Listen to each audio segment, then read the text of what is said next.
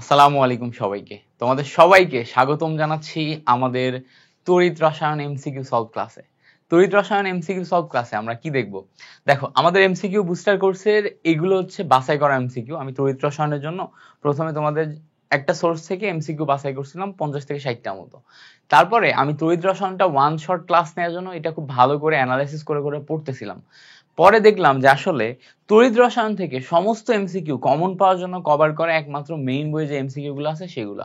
So সেই main বইয়ের MCQ গুলোকে সুন্দর মতো সাজিয়ে আজকে তোমাদের জন্য স্লাইড বানিয়েছি এবং একটা one shot MCQ solve class দিব। এই সলভ ক্লাসটা করলে তড়িৎ রসায়ন থেকে যত এমসিকিউ আসবে সব তুমি পারবা ইনশাল্লাহ। সো তুমি আমার সাথে সাথে প্রত্যেকটা এমসিকিউ এর ব্যাখ্যা সুন্দর মতো শিখে ফেলো, প্রত্যেকটা এমসিকিউ ভালো করে সলভ করো, তোমার আর একটাও বাদবে না ইনশাল্লাহ। এই ক্লাসটা একটা চমৎকার ক্লাস হবে। ক্লাসটা করবা, ক্লাসটা করার পরে অবশ্যই যদি ভালো লাগে নোট করবা এবং তোমার ফ্রেন্ড সার্কেলে একটু বলবা যে ভাইয়ার এই গ্রুপে এরকম ক্লাস হচ্ছে, সো তোমরা জয়েন করে এই ক্লাসগুলো দেখতে পারো। সো চলো আমরা দেরি না করে আমাদের ক্লাসটা শুরু করি। আমাদের প্রথমেই দেখো যে এমসিকিউটা আছে, প্রথমে বলছে দেখো চিনি এবং গ্লুকোজ দ্রবণ হলো নিচের কোনটি? চিনি এবং গ্লুকোজ দুইটা দ্রবণ। সো চিনি খেয়াল করো, চিনি যেই দ্রবণটা আছে বা চিনি যেটা আছে এবং গ্লুকোজ যেটা আছে এটা কিন্তু সমযোজী যৌগ। এটা কি ধরনের যৌগ? সমযোজী যৌগ। এবং সমযোজী যৌগ হওয়ার পরে এইটাকে ভালো করে খেয়াল করলে দেখবা এটা কিন্তু প্লাস মাইনাস আয়নে পরিণত হয় না। যেমন ধরো সোডিয়াম ক্লোরাইড, এইটা আয়নিত হয়ে সোডিয়াম প্লাস আয়ন এবং ক্লোরিন মাইনাস আয়নে রূপান্তরিত হয়। সো সোডিয়াম প্লাস আয়ন ক্লোরিন মাইনাস আয়নে রূপান্তরিত যদি হয়, আয়নিক যৌগকে যদি আমরা প্লাস মাইনাসে রূপান্তর করতে পারি তখন এটাকে তড়িৎ বিশ্লেষ্য বলে। তড়িৎ বিশ্লেষ্য বলে। ধাতব পরিবাহী যারা ইলেকট্রন পরিবহন করে তাদেরকে আমরা ইলেকট্রনীয় পরিবাহী বলি। ঠিক আছে, ঠিক আছে। যারা অধাতব পদার্থ তাদের অধাতব পরিবাহী বলি। এইটা তাহলে কি বলতো? এইটা হচ্ছে সমযোজী যৌগ যাদেরকে আমরা বিশ্লেষণ করতে পারি না, এজন্য এটাকে তড়িৎ অবিশ্লেষ্য বলবে। মানে এরা তড়িৎ দিয়ে বিশ্লেষণ সম্ভব নয়। তড়িৎ অবিশ্লেষ্য কথাটার মানে কি? তড়িৎ অবিশ্লেষ্য কথাটার মানে হচ্ছে এদের তড়িৎ দিয়ে বিশ্লেষণ সম্ভব নয়। বুঝতে পারছো? তড়িৎ অবিশ্লেষ্য মানে তড়িৎ দিয়ে বিশ্লেষণ সম্ভব নয়। তাহলে ইলেকট্রনীয় পরিবাহী বা ধাতব পরিবাহী মানে যারা ইলেকট্রনের মাধ্যমে বিদ্যুৎ পরিবহন করে। আচ্ছা, তড়িৎ বিশ্লেষ্য মানে যারা আয়নের মাধ্যমে প্লাস মাইনাস আয়নের মাধ্যমে তড়িৎ পরিবহন করে তারা তড়িৎ বিশ্লেষ্য। আর তড়িৎ অবিশ্লেষ্য মানে কি? তড়িৎ দিয়ে যাদেরকে বিশ্লেষণ করা সম্ভব নয়। উদাহরণ হিসেবে আমরা কি মনে রাখবো? চিনি এবং গ্লুকোজ, এদেরকে আমরা প্লাস মাইনাস করতে পারবো না। ঠিক আছে, এবং প্লাস মাইনাসের মাধ্যমে এদের এখানে বিদ্যুৎ পরিবহন সম্ভব হবে না। আশা করি এই জিনিসটা ক্লিয়ার হয়েছে। এবার আসো, পরে বলছে গলিত সোডিয়াম ক্লোরাইডের পরিবাহিতার কারণ কি? গলিত সোডিয়াম ক্লোরাইড, তো গলিত সোডিয়াম ক্লোরাইড মানে এই গোলে সোডিয়াম প্লাস আয়ন এবং ক্লোরিন মাইনাস আয়নে রূপান্তর হয়েছে। তো দেখো এখানে এ যদি এখন বিদ্যুৎ পরিবহন করে তাহলে এ বিদ্যুৎ পরিবহন করবে আয়নের কারণে। এখানে মুক্ত আয়ন আছে, মুক্ত সোডিয়াম আয়ন, মুক্ত ক্লোরিন আয়ন। সো এর বিদ্যুৎ পরিবহনের মূল কারণ হচ্ছে মুক্ত আয়ন। এর বিদ্যুৎ পরিবহনের মূল কারণ কি? এর বিদ্যুৎ পরিবহনের মূল কারণ হচ্ছে মুক্ত আয়ন। বুঝতে পারছো? মুক্ত আয়নের মাধ্যমে এ বিদ্যুৎ পরিবহন করবে, মুক্ত ইলেকট্রন না। মুক্ত ইলেকট্রন হচ্ছে ইলেকট্রনীয় পরিবাহী বা ধাতব পরিবাহীর জন্য হয়, আর মুক্ত আয়ন হচ্ছে আয়নিত অবস্থায় তড়িৎ বিশ্লেষ্য পরিবাহী যারা আছে বা আয়নিক পদার্থ যারা আছে তাদের জন্য হয়। সো এই হচ্ছে আমাদের মুক্ত আয়ন দিবে। মাথায় রাখবা, এটা খুব গুরুত্বপূর্ণ একটি এমসিকিউ। পরে আসে বলছে দেখো সেমিকন্ডাক্টর রূপে কোন মৌলটি ব্যবহৃত হয়? আমরা জানি সেমিকন্ডাক্টর রূপে সিলিকন এবং জার্মেনিয়াম এই দুইটা ব্যবহৃত হয়। এটা অর্ধপরিবাহীর মতো কাজ করে, ধাতু ও ধাতু উভয়ের মতো কাজ করে। নিম্ন তাপমাত্রায় এটা অধাতু আর উচ্চ তাপমাত্রায় ধাতু। টেম্পারেচার যখন কম তখন অধাতু, আর টেম্পারেচার যখন বেশি তখন ধাতু। তো সিলিকন এবং জার্মেনিয়াম, ডি নাম্বার হচ্ছে আমাদের এখানে কারেক্ট আনসার। পরে বলছে দেখো জিঙ্কের তড়িৎ রাসায়নিক তুল্যাঙ্ক কত? খুবই গুরুত্বপূর্ণ একটি এমসিকিউ। জিঙ্কের তড়িৎ রাসায়নিক তুল্যাঙ্ক মুখস্থ করতে হবে। মাথায় রাখবো জিঙ্কের তড়িৎ রাসায়নিক তুল্যাঙ্ক 3.388 ইন্টু 10⁻⁴। এটা হচ্ছে গ্রাম পার কুলম। এটা হচ্ছে জিঙ্কের। কার এটা? এটা হচ্ছে জিঙ্কের। জিঙ্কেরটা মুখস্থ করতে হবে, এটা হচ্ছে এ নাম্বার। জিঙ্কের পাশাপাশি তোমাকে আরেকটা মুখস্থ করতে হবে, এটা মেইন বইতে আছে এই দুইটা। সিলভারেরটা, সিলভারের 0.00118 গ্রাম পার কুলম। পার কুলম্বে এত গ্রাম তৈরি হয়। একটা হচ্ছে জিঙ্কের জন্য, একটা হচ্ছে কার জন্য, আর একটা হচ্ছে আমাদের তোমার সিলভারের জন্য। এই যে দুইটা লিখে দিলাম, এই দুইটা মুখস্থ কেন করা জরুরি?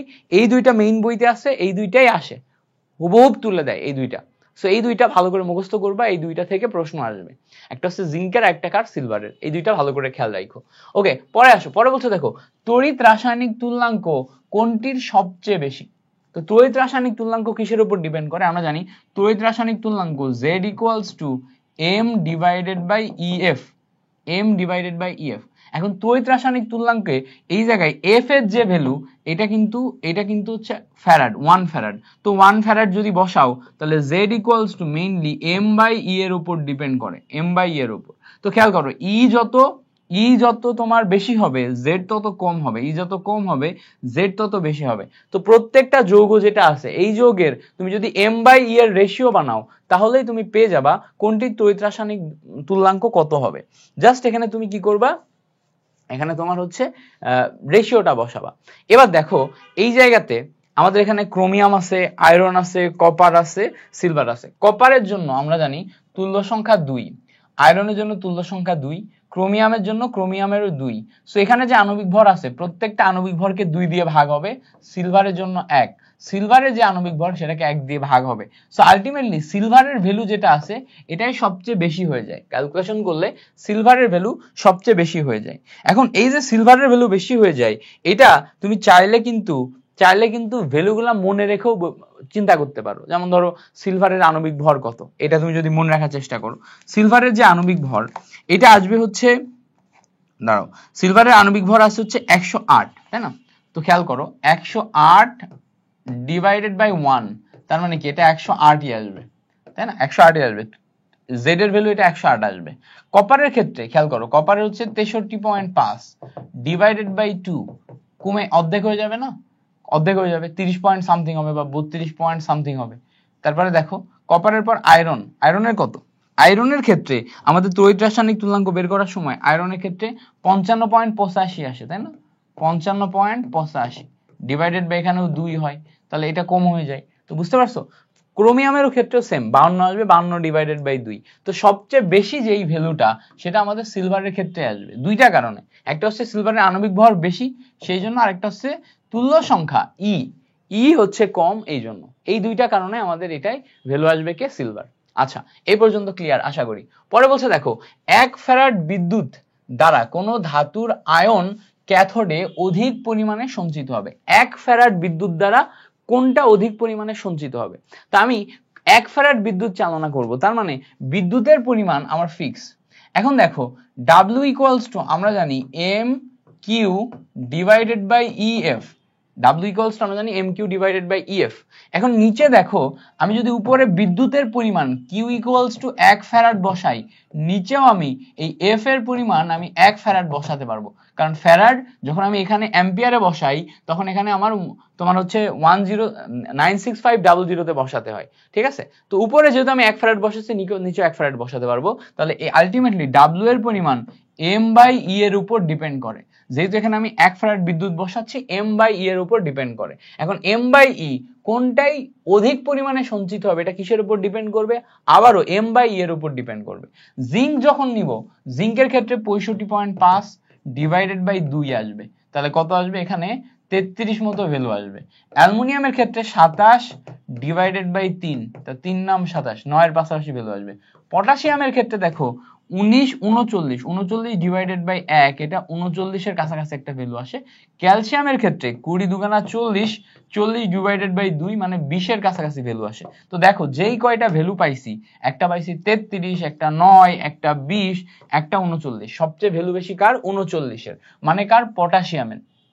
তো এখানে পটাশিয়ামের ভ্যালুটা বেশি হওয়ার প্রথম কারণ হচ্ছে আমাদের আণবিক ভর, 2 নাম্বার কারণ হচ্ছে আমাদের তুল্য সংখ্যা। তো সবসময়ই ম্যাক্সিমাম ক্ষেত্রেই তুল্য সংখ্যা বা ই এর ভ্যালু যার 1, তার ক্ষেত্রে আমার এই ভ্যালুটা বেশি আসার সম্ভাবনা আছে। তো প্রশ্নটা আগে সিম্পলিফাই করো। বলছে দেখো 1 ফ্যারাড বিদ্যুৎ কোন ধাতুর আয়নে ক্যাথোডে অধিক পরিমাণে সঞ্চিত হবে। তো আমাদের এখানে এই যে 1 ফ্যারাড বিদ্যুৎ বলছে, এখান থেকে Q ইকুয়ালস টু 1 ফ্যারাড লিখতে হবে, F এর ভ্যালু 1 ফ্যারাড লিখতে হবে, তারপরে M বাই EF এর ভ্যালু, এইটাকে আমরা অ্যানালাইসিস করে W এর ভ্যালু বলতে পারবো যে W এর ভ্যালু আসলে কত হবে। বুঝতে পারছো? W এর ভ্যালু আসলে কত হবে, দ্যাটস ইট। এবার আসো পরে বলছে দেখো ক্যাথোডে 1 মোল কপার ধাতু জমা করতে, 1 মোল কপার ধাতু জমা করতে কপার সালফেট দ্রবণে কত ফ্যারাড বিদ্যুৎ চালনা করতে হবে। তো আমি কিন্তু 1 মোল কপার ধাতু জমা করতে চাই, কত ফ্যারাড বিদ্যুৎ চালনা করতে হবে সেটা জিজ্ঞেস করছে। বিদ্যুৎ কিন্তু ফ্যারাডে, মানে বিদ্যুতের পরিমাণ। দুইটা জিনিস মাথায় রাখবো, কিউ হচ্ছে আমাদের বিদ্যুতের পরিমাণ, বিদ্যুতের পরিমাণ, হ্যাঁ, কি হচ্ছে বিদ্যুতের পরিমাণ, আর এ হচ্ছে তড়িৎ প্রবাহ, এ হচ্ছে তড়িৎ প্রবাহ। এবার তড়িৎ প্রবাহ কিন্তু মাত্রা, কিউ হচ্ছে ফ্যারাডে বা কুলম্ব এই এককে বসে, আর এ হচ্ছে অ্যাম্পিয়ার এককে বসে। এই দুইটা জিনিস মাথায় রাখতে হবে। তো বিদ্যুৎ চালনা করতে হবে মানে কি, বিদ্যুতের পরিমাণ বের করতে হবে। তো বিদ্যুতের পরিমাণ হয় ফ্যারাডে অথবা কুলম্বতে আসবে।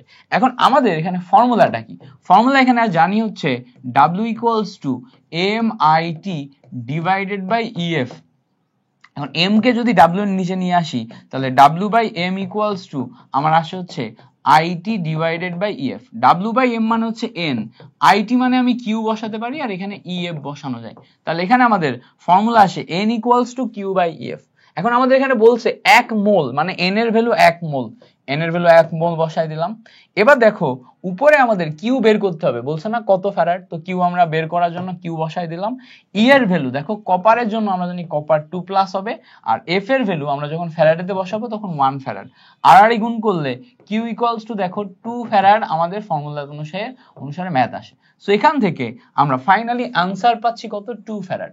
তো এই যে ম্যাথ, এই ম্যাথ তুমি নর্মালি চিন্তা না করে সবসময় যদি এরকম ফর্মুলা আকারে চিন্তা করো কখনো ভুল হবে না। অনেকে তোমাকে বলবে যে কপারের যোজন মান বা জারণ মান যেহেতু 2, 1 মোলের জন্য 2 ফ্যারাড, অ্যালুমিনিয়ামের জন্য 3, 1 মোলের জন্য 3 ফ্যারাড, এটা শর্টকাট করা যায়। বাট সবসময় তোমার মাথায় এভাবে কাজ নাও করতে পারে। যদি এভাবে মাথায় কাজ না করে বা প্রশ্নে কোনো রকম যদি উল্টাই পাল্টাই দেয়, একটু ঘুরায় ফেরায় দেয়, তখন তুমি কিভাবে করবা? তখন করতে হবে খুব সিম্পল ওয়ে, এই ফর্মুলা অনুযায়ী। তুমি চাইলে ফর্মুলা এখান থেকে এভাবে বের করে নিতে পারো, আবার তুমি চাইলে কিউ ইকুয়ালস টু NEF সরাসরি মুখস্থ রাখতে পারো। সরাসরি মুখস্থ মানে কি, কিউ ইকুয়ালস টু NEF মুখস্থ করার পর দেখো এন এর ভ্যালু 1 মোল বসাবা, কপারের জন্য 2 আর এফ এর ভ্যালু ফ্যারাড 1 ফ্যারাড, সব মিলাই তুমি চার্জের পরিমাণ পাও 2 ফ্যারাড। এই দেখো এক লাইনে ম্যাথ শেষ, বুঝতে পারছো? সো আমি তোমাকে ভেঙেও দেখাই দিলাম, শর্টকাটেও দেখাই দিলাম, যেইভাবে করলে তোমার সুবিধা হয় ডু ইট। ক্লিয়ার?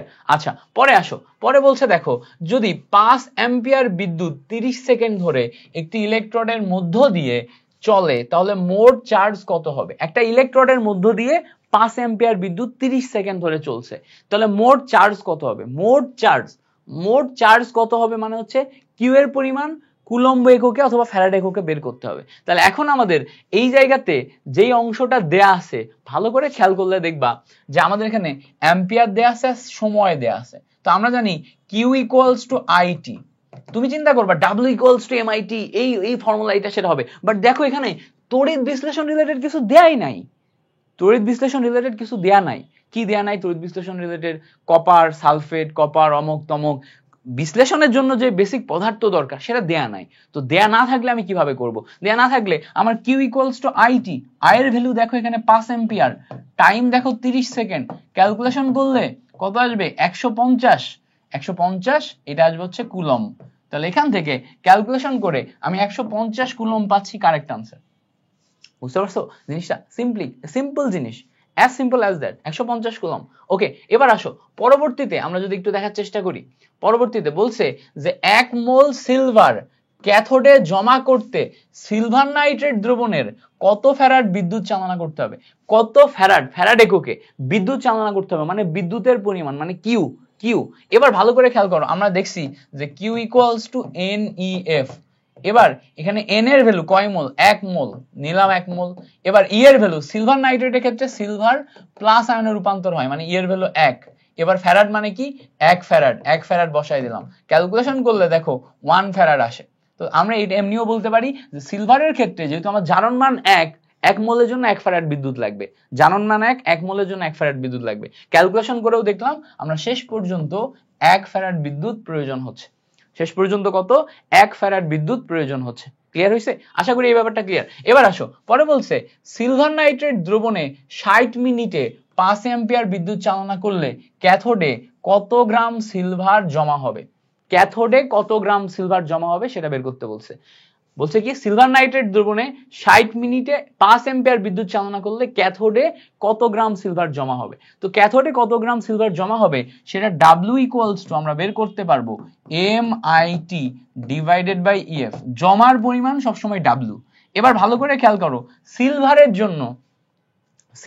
জন্য আমাদের আণবিক ভর বের করা লাগবে। আণবিক ভর কত সিলভারের জন্য 108। ওকে, আয়ের পরিমাণ কত দেয়া আছে দেখো 5 অ্যাম্পিয়ার বিদ্যুৎ এখানে দেয়াই আছে 5 অ্যাম্পিয়ার বিদ্যুৎ। টি এর পরিমাণ 60 মিনিট, 60 মিনিট প্রতি মিনিটে 60 সেকেন্ড, তাহলে 60 ইনটু 60 ডিভাইডেড বাই সিলভার যেহেতু প্লাস তুল্য সংখ্যা 1 ফ্যারাডের ধ্রুবক 96500 বসাতে হয়। এইটা এখন তুমি কি করবা ক্যালকুলেটর দিয়ে ঠাস করে বসাই দিবা। তো ক্যালকুলেটর বের করো, প্রথমে ভগ্নাংশ দাও 108 into 5 into 3600 divided by 96500। Calculation করলে আমাদের আসতেছে হচ্ছে 20.145 গ্রাম। দেখো সি নাম্বারে সরাসরি আছে, বুঝতে পারছো? সিম্পল জিনিস, একদম সিম্পল, মজার, জাস্ট তোমাকে করতে পারতে হবে। ওকে, এই পর্যন্ত ক্লিয়ার। এবার আসো পরে দেখি সিলভার নাইট্রেট দ্রবণে, খেয়াল করো সিলভার নাইট্রেট দ্রবণে এত অ্যাম্পিয়ার বিদ্যুৎ কতক্ষণ চালনা করলে ক্যাথোডে এত গ্রাম সিলভার জমা হবে। সিলভার জমা হবে কত, এত গ্রাম। তাহলে W এর পরিমাণ দেয়া আছে, টাইম বের করতে হবে। তাহলে আমরা জানি W equals to MIT divided by EF। এটা এখন এখান থেকে T যদি বের করতে হয় তাহলে T ইকুয়ালস টু, দেখো এটা এই সাইডে গুণ হয়ে যাবে, WEF ডিভাইডেড বাই MI এটা আসবে। এখন W এর পরিমাণ কত দেখো তো, W এর পরিমাণ দেয়া আছে 1.61, এই যে এটা হচ্ছে W এর পরিমাণ। তারপরে দেখো E মানে কত, সিলভারের জন্য তুল্য সংখ্যা 1 যেহেতু একটি মাত্র ইলেকট্রন ছাড়ে। এবার দেখো F মানে কি হবে, F মানে আমি যখনই এই জায়গাতে উপরে হচ্ছে যে তোমার MIT তে বসাচ্ছি, I এবং T আলাদা আলাদা যখন বসাবো, খেয়াল রাখবো I এবং T আলাদা যখন বসাবো তখন এটা কুলম্বে বসবে। তো কুলম্বে বসলে ফ্যারাডের ধ্রুবক 96500 হবে। কিউ যদি ফ্যারাডে বসাই তাহলে একমাত্র এখানে উপরে তোমার হচ্ছে যে F এর ভ্যালু 1 ফ্যারাড হবে, তাছাড়া সবসময় কুলম্ব বসাবো। SI ইউনিটে কুলম্ব। ওকে, SI ইউনিটে কুলম্ব। তাহলে এখানে এটা বসালাম। M এর ভ্যালু বসাবো এবার সিলভার হচ্ছে 108। I এর ভ্যালু দেখো কত 1.2 অ্যাম্পিয়ার। এইটা এখন ক্যালকুলেশন করলে আমাদের এখান থেকে বের হয়ে যাবে 1.61। তারপরে 1 into 96500 divided by 108 into 1.2। Calculation করে আমরা টোটাল পাচ্ছি হচ্ছে 1198 সেকেন্ড। এখন আমাদের লাগবে মিনিটে, তাহলে এখানে এইটাকে আবার 60 দিয়ে ভাগ করতে হবে। 60 দিয়ে ভাগ করলে 19.98 মিনিট আসে, মানে অলমোস্ট 20 মিনিট আসে, অলমোস্ট 20 মিনিট। তো এখান থেকে 20 মিনিট আসে হচ্ছে আমাদের কারেক্ট আনসার, মানে অপশন ডি। কত আসে, 20 মিনিট আসে হচ্ছে আমাদের correct answer. So option D হচ্ছে আমাদের এখানে কারেক্ট আনসার। ওকে, আচ্ছা পরের কোশ্চেন বলছে দেখো কপার সালফেট দ্রবণে এত মাইক্রো অ্যাম্পিয়ার বিদ্যুৎ 1 ঘন্টা চালনা করলে ক্যাথোডে কি পরিমাণ কপার ধাতু জমা হবে। 1 ঘন্টা চালনা করলে ক্যাথোডে কি পরিমাণ কপার ধাতু জমা হবে সেটা বের করতে বলছে। খুব সিম্পল, এখানে ভালো করে খেয়াল করলে দেখবা যেখানে মাইক্রো অ্যাম্পিয়ার বিদ্যুৎ দেয়া আছে, আই এর ভ্যালু খেয়াল করো 5000 মাইক্রো অ্যাম্পিয়ার। তো এখানে আমরা 5000 লিখলাম, মাইক্রো মানে 10 টু দি পাওয়ার -3 এত অ্যাম্পিয়ার। এবার এখানে যদি ভালো করে খেয়াল করো এই 10 টু দি পাওয়ার -3 এর এটা কাটাকাটি করলে 5 অ্যাম্পিয়ার বিদ্যুৎ আসে। সো 5000 মাইক্রো অ্যাম্পিয়ার মানে হচ্ছে 5 অ্যাম্পিয়ার। এটা ক্যালকুলেশন শেষ হয়ে গেল। টাইমের দিকে যদি খেয়াল করো 1 ঘন্টা আছে, 1 ঘন্টাতে আমার 60 মিনিট, প্রতি মিনিটে 60 সেকেন্ড। ক্যালকুলেশন করলে এখান থেকে তুমি 3600 সেকেন্ড পাবা। এবার বলছে দেখো যে আমার এখানে কি পরিমাণ জমা হবে এটা বের করতে হবে। তো আমরা জানি W equals to MIT divided by EF। তো এখানে আমাদের কপার সালফেট থেকে কপার ধাতু, তাই না? তো কপারের জন্য আণবিক ভর কত, আণবিক ভর 63.5। এবার বলো আই এর ভ্যালু কত, আই এর ভ্যালু আমরা বের করছি 5 অ্যাম্পিয়ার। টি এর ভ্যালু কত, টি এর ভ্যালু বের করছি 3600 ডিভাইডেড বাই ই এর ভ্যালু কত, কপার আমাদের 2+ পরিণত হয়, তার মানে এখানে আমাদের ভ্যালু আসবে 2 বসালাম। আর এফ এর ভ্যালু আমরা জানি 96500। এসআই ইউনিটে কত 96500। এই যে ভ্যালুটা এটা এখন তুমি ক্যালকুলেশন করো, করলে বের হয়ে যাবে 63.5 ইন্টু 3600 ডিভাইডেড বাই 2 ইন্টু 96500। এটা ক্যালকুলেশন করো, ক্যালকুলেশন করলে দেখো 1.18 আসে, 1.18। সো কি পরিমাণ জমা হচ্ছে সেটা এখান থেকে আমাদের বের করতে হবে। 63.5 মাইক্রো অ্যাম্পিয়ার। আচ্ছা 5000 micro ampere, 5000 into 10 to the power -3, so 10 to the power 3 5 micro ampere. এ পর্যন্ত ঠিক আছে। 3600 দাঁড়াও আরেকবার একটু ক্যালকুলেশনটা করি। 63 copper 63.5 into 3600 divided by 2 into 96500। Okay হ্যাঁ 5.92 আসে, 5.92 গ্রাম। তো এখান থেকে দেখো 5.92 যেটা ডি নাম্বার এত গ্রাম আসে, মানে option D is the correct answer. বুঝতে পারছো? Option D is the correct answer. So এইটা আসে। ওকে, এই পর্যন্ত আমাদের ক্লিয়ার হয়েছে কিনা বলো? ক্লিয়ার হয়ে যাওয়ার কথা। পরে বলছে দেখো কপার সালফেট দ্রবণে 1 ফ্যারাড চার্জ ক্যাথোডে কত গ্রাম কপার জমা হবে। ক্যাথোডে কত গ্রাম কপার জমা হবে সেটা বের করতে বলছে। 1 ফ্যারাড চার্জ দিয়ে ক্যাথোডে কত গ্রাম কপার জমা হবে সেটা বের করতে বলছে। তো কত গ্রাম কপার জমা হবে, তাহলে এটা আমাদের ডাব্লিউ বের করতে হবে। তো W equals to MIT divided by EF, এভাবে বের করতে হয়। বাট প্রবলেম ইজ ভালো করে খেয়াল করো, এখানে আমাদের 1 ফ্যারাড চার্জ বলছে, তাহলে চার্জ যদি 1 ফ্যারাড হয় তাহলে কিউ ইকুয়ালস টু 1 ফ্যারাড, চার্জের পরিমাণ বসাতে হবে। তাহলে এখানে আইটি এর পরিবর্তে তুমি বসাবা M Q divided by EF. M এর ভ্যালু কপারের জন্য তুমি বসাবা কত 63.5, কিউ এর ভ্যালু 1 ফ্যারাড বসাও। নিচে দেখো কপার যেটা আছে, কপারের জন্য তুল্য সংখ্যা 2 এবং ফ্যারাডের জন্য আবারও তুমি 1 ফ্যারাড বসাবা। কেন? কারণ উপরে যেহেতু তুমি অ্যাম্পিয়ারে বসাও নাই, এসআই ইউনিটে বসাও নাই, নিচেও তোমার ফ্যারাডে বসাতে হবে। বুঝতে পারছো? যদি এসআই ইউনিটে বসাইতো তাহলে কুলম্বে বসাইতো। তাহলে দেখো এখানে এটা কেটে যায়, কেটে যে 63.5 ডিভাইডেড বাই 2 যদি করো তাহলে এটা 31 পয়েন্ট সামথিং আসবে। কত আসবে? 31.75 গ্রাম এটা আসবে। ক্যালকুলেশন করো, করলে দেখবা সি নাম্বারটা আমাদের কারেক্ট আনসার হয়। কোনটা হয়? সি নাম্বারটা কারেক্ট আনসার হয়। সো কপার সালফেট দ্রবণে তুমি যদি 1 ফ্যারাড বিদ্যুৎ অতিবাহিত করাও, 1 ফ্যারাড বিদ্যুৎ, তাহলে এখানে 31.75 এইটুকু পরিমাণ তোমার প্রবাহিত হয়। ক্লিয়ার হয়েছে জিনিসটা? কেমন লাগতেছে ক্লাস বলো তো? তোমরা আমার ক্লাস কেমন বুঝো? ভালো লাগে? আমার পড়ানো যদি বুঝো, এই জিনিসপত্রগুলো তোমার যদি ভালো লাগে, অবশ্যই তোমার ফ্রেন্ড সার্কেলে একটু ক্লাসগুলো একটু ছড়াই দিও। তোমরা যত বেশি মানুষজন ক্লাসগুলো দেখো তত আমার মোটিভেশন বাড়ে যে তোমাদেরকে আরো ইফোর্ট দিয়ে পড়াইতে, সুন্দর করে বোঝাইতে এবং পর্যাপ্ত পরিমাণে ফ্রি ক্লাসেস রাখতে। আমি কোয়ালিটি এডুকেশনে বিশ্বাস করি, আমি হচ্ছে সিম্পলিফাইড আন্ডারস্ট্যান্ডিং এ বিশ্বাস করি। মানে ধরো আমার কাছে যে কোনো কিছু পড়ালেখা রিলেটেড কিছু আসলে সেটাকে আমি খুব সুন্দর সরলভাবে নিজে বুঝে বোঝানোর চেষ্টা করি। তো অ্যাজ এ টিচার আমি বাংলাদেশের এডটেক ইন্ডাস্ট্রিতে পড়াশোনাটাকে খুব সিম্পলিফাইড ওয়েতে নিয়ে আনার একটা হচ্ছে ভিশন নিয়ে নামছি। আমার দেখবা যে অনেক পেইড ব্যাচ নাই, আমি চাইলে কিন্তু তোমাদের ব্যাচ অমুক ব্যাচ অনেক ব্যাচে পেইড ব্যাচ নামাতে পারি। বাট আমার সবসময় একটা বা দুইটা পেইড ব্যাচ থাকে যাতে আমার কোম্পানি মানে মোটামুটি ভাবে চলে যাবে, আমার ফ্যামিলি মোটামুটি ভাবে চলে যায়। বাকি আমি সবসময় ফ্রি এডুকেশন নিয়েই কাজ করি বেশি। ফ্রি এডুকেশন নিয়ে আমার অনেক বেশি কাজ করার ইচ্ছা আছে।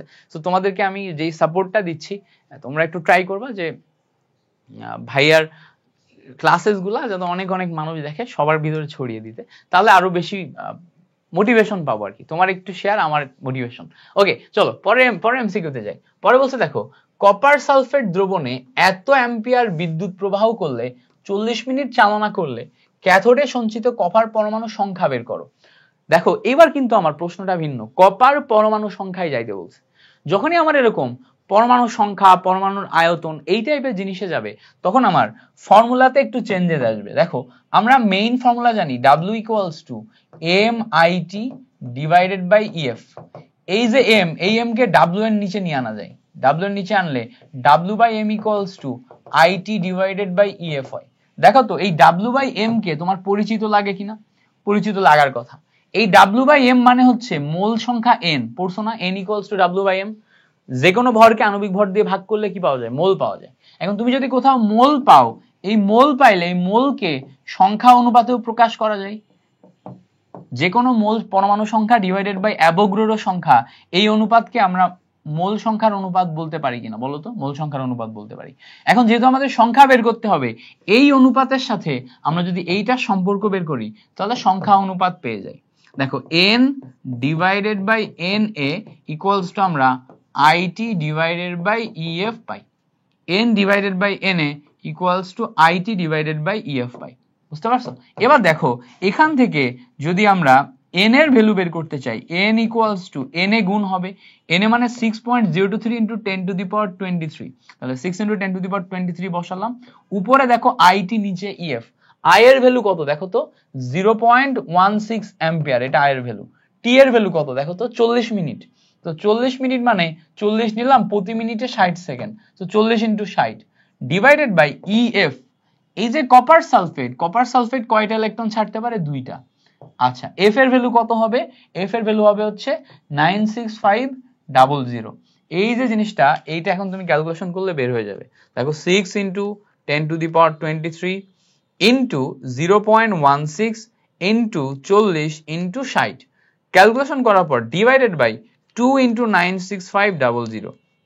এটা ক্যালকুলেশন করো, ক্যালকুলেশন করে সংখ্যা পাবা 1.193 ইনটু 10 টু দি পাওয়ার 21। দেখো 1.193 ইনটু 10 টু দি পাওয়ার 21, 1.1919, এ দেখো এটা 1.192, এটা 1.191, এটা 10 টু দি পাওয়ার 21, এটাও 10 টু দি পাওয়ার 21, দুইটাই আমার কাছাকাছি আসছে না? সো আমি 1.193 মানে অপশন এ এর দিকে যাব। আমার আসছে 1.193, আমার আসছে কত, 1.193। ওকে,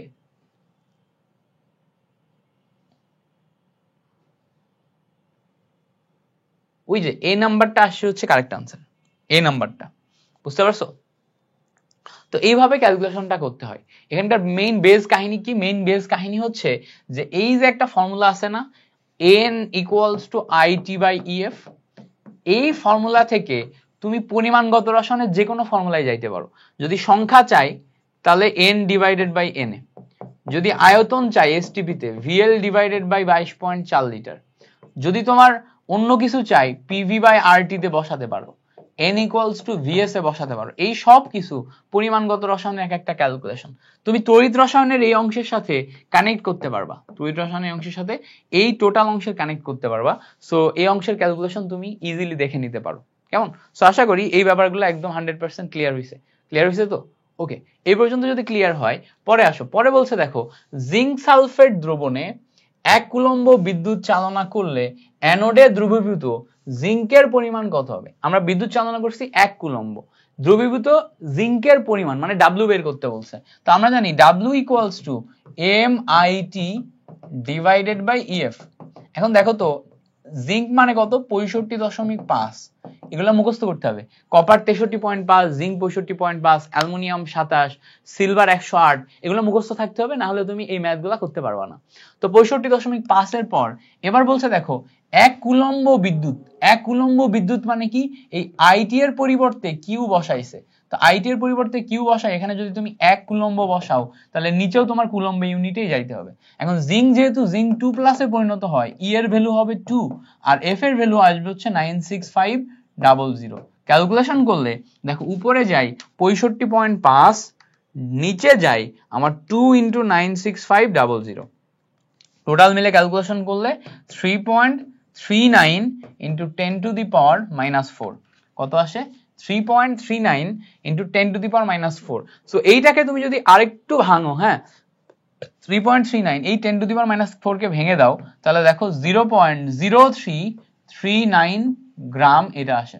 তো 0.0339 গ্রাম, এটা দেখো তো কোন জায়গাতে, এই জায়গাতে ডি নাম্বারের সাথে হুবহু মিলে। ওকে, তো ক্যালকুলেটর দিয়েই তুমি মিলাইতে পারবা, জাস্ট এখানে যেই ভ্যালুটা আসবে তার সাথে অপশন কোনটা আছে সেটা একটু মানে মিলায়ে দেখতে হবে যে কোনটা। ওকে, তো আশা করি এই হ্যাকটা বুঝতে পারছো, এমসিকিউ সলিউশনটা বুঝতে পারছো। ওকে, পরে আসো। পরে বলছে ক্রোমিয়াম সালফেট দ্রবণে 3 ফ্যারাড বিদ্যুৎ ক্যাথোডে কত গ্রাম ক্রোমিয়াম জমা করবে। তো ক্রোমিয়ামের আণবিক ভর এখানে 52 দেয়া আছে, বাট এটা তুমি কি করবা, মুখস্থ করবা, এটা মুখস্থ করবা। আমার এখানে জিজ্ঞেস করছে ক্যাথোডে কত গ্রাম, মানে ডাব্লিউ এর পরিমাণ বের করা লাগবে, ডাব্লিউ। তো ডাব্লিউ ইকুয়ালস টু আমাদের M I T divided by EF, এটা হচ্ছে ফর্মুলা। এখন ক্রোমিয়ামের ক্ষেত্রে ক্রোমিয়াম 2+ হয় না 3+ হয়? ক্রোমিয়াম 2+ হয়। এম এর ভ্যালু দেখো আমাদের এখানে দেয়া আছে, ক্রোমিয়াম 52 আছে, বসালাম। আই এর ভ্যালু দেখো এখানে 3 ফ্যারাড বিদ্যুৎ দেয়া, মানে আইটি এর ভ্যালু দেয়া একবারে, আইটি এর ভ্যালু মানে কিউ এর ভ্যালু দেয়া, তার মানে এখানে তুমি 3 ফ্যারাড বসাতে পারবা। ক্রোমিয়ামের জন্য 2 বসাবা, 2 বসানোর পর এবার এখানে নিচে এটা বসাতে হবে তোমার 1 ফ্যারাড, এটা 1 ফ্যারাড। তাহলে এখন এই দুইটা বসানোর পর আমাদের রেজাল্ট কত আসবে আমরা যদি একটু দেখার চেষ্টা করি, আমাদের রেজাল্ট কি আসবে। তো উপরে আমরা 3 বসালাম, নিচে আমরা ক্রোমিয়ামের জন্য 3 বসালাম। সো ক্রোমিয়াম 2+ না 3+ হচ্ছে বলো তো? Chromium 3+, I guess. Chromium Cr2 না Cr3 হয় না, ক্রোমিয়াম 3+ আয়ন হয়, ক্রোমিয়াম 2+ না, এটা একটু উল্টাপাল্টা করছি, ক্রোমিয়াম 3+। সো ক্রোমিয়াম 3+ হইলে ই এর ভ্যালু এখানে আমাদের 3 বসবে। কত বসবে ই এর ভ্যালু আমাদের এখানে 3 বসবে। ই এর ভ্যালু যদি এখানে 3 বসে, এই 3 আর এই 3 কেটে যে আলটিমেটলি আমাদের 52 থাকে হচ্ছে কারেক্ট আনসার। কত থাকে? 52। তাহলে এখান থেকে আমরা ক্যালকুলেশন শেষে পাই হচ্ছে 52। ক্যালকুলেশন শেষে কত পাই? 52 পাই। সো ক্রোমিয়ামের ক্ষেত্রে এখানে আমাদের 52 আসে হচ্ছে কারেক্ট আনসার। সো ক্রোমিয়াম 3+, এটা দেখছো আমি কিন্তু উল্টাই ফেলতেছিলাম, তো আমাদের মনে রাখতে হবে যে ক্রোমিয়াম যেটা, এই ক্রোমিয়াম 3+ হয়, এই জন্য আমাদের এখানে ই এর ভ্যালু কত? 3। ক্রোমিয়াম 3+ হয়, ই এর ভ্যালু কত? 3। ক্লিয়ার হয়েছে এই পর্যন্ত? এতক্ষণে ক্লিয়ার হওয়ার কথা। এই এমসিকিউ গুলা একদম টু দা পয়েন্টে ক্লিয়ার করে নাও।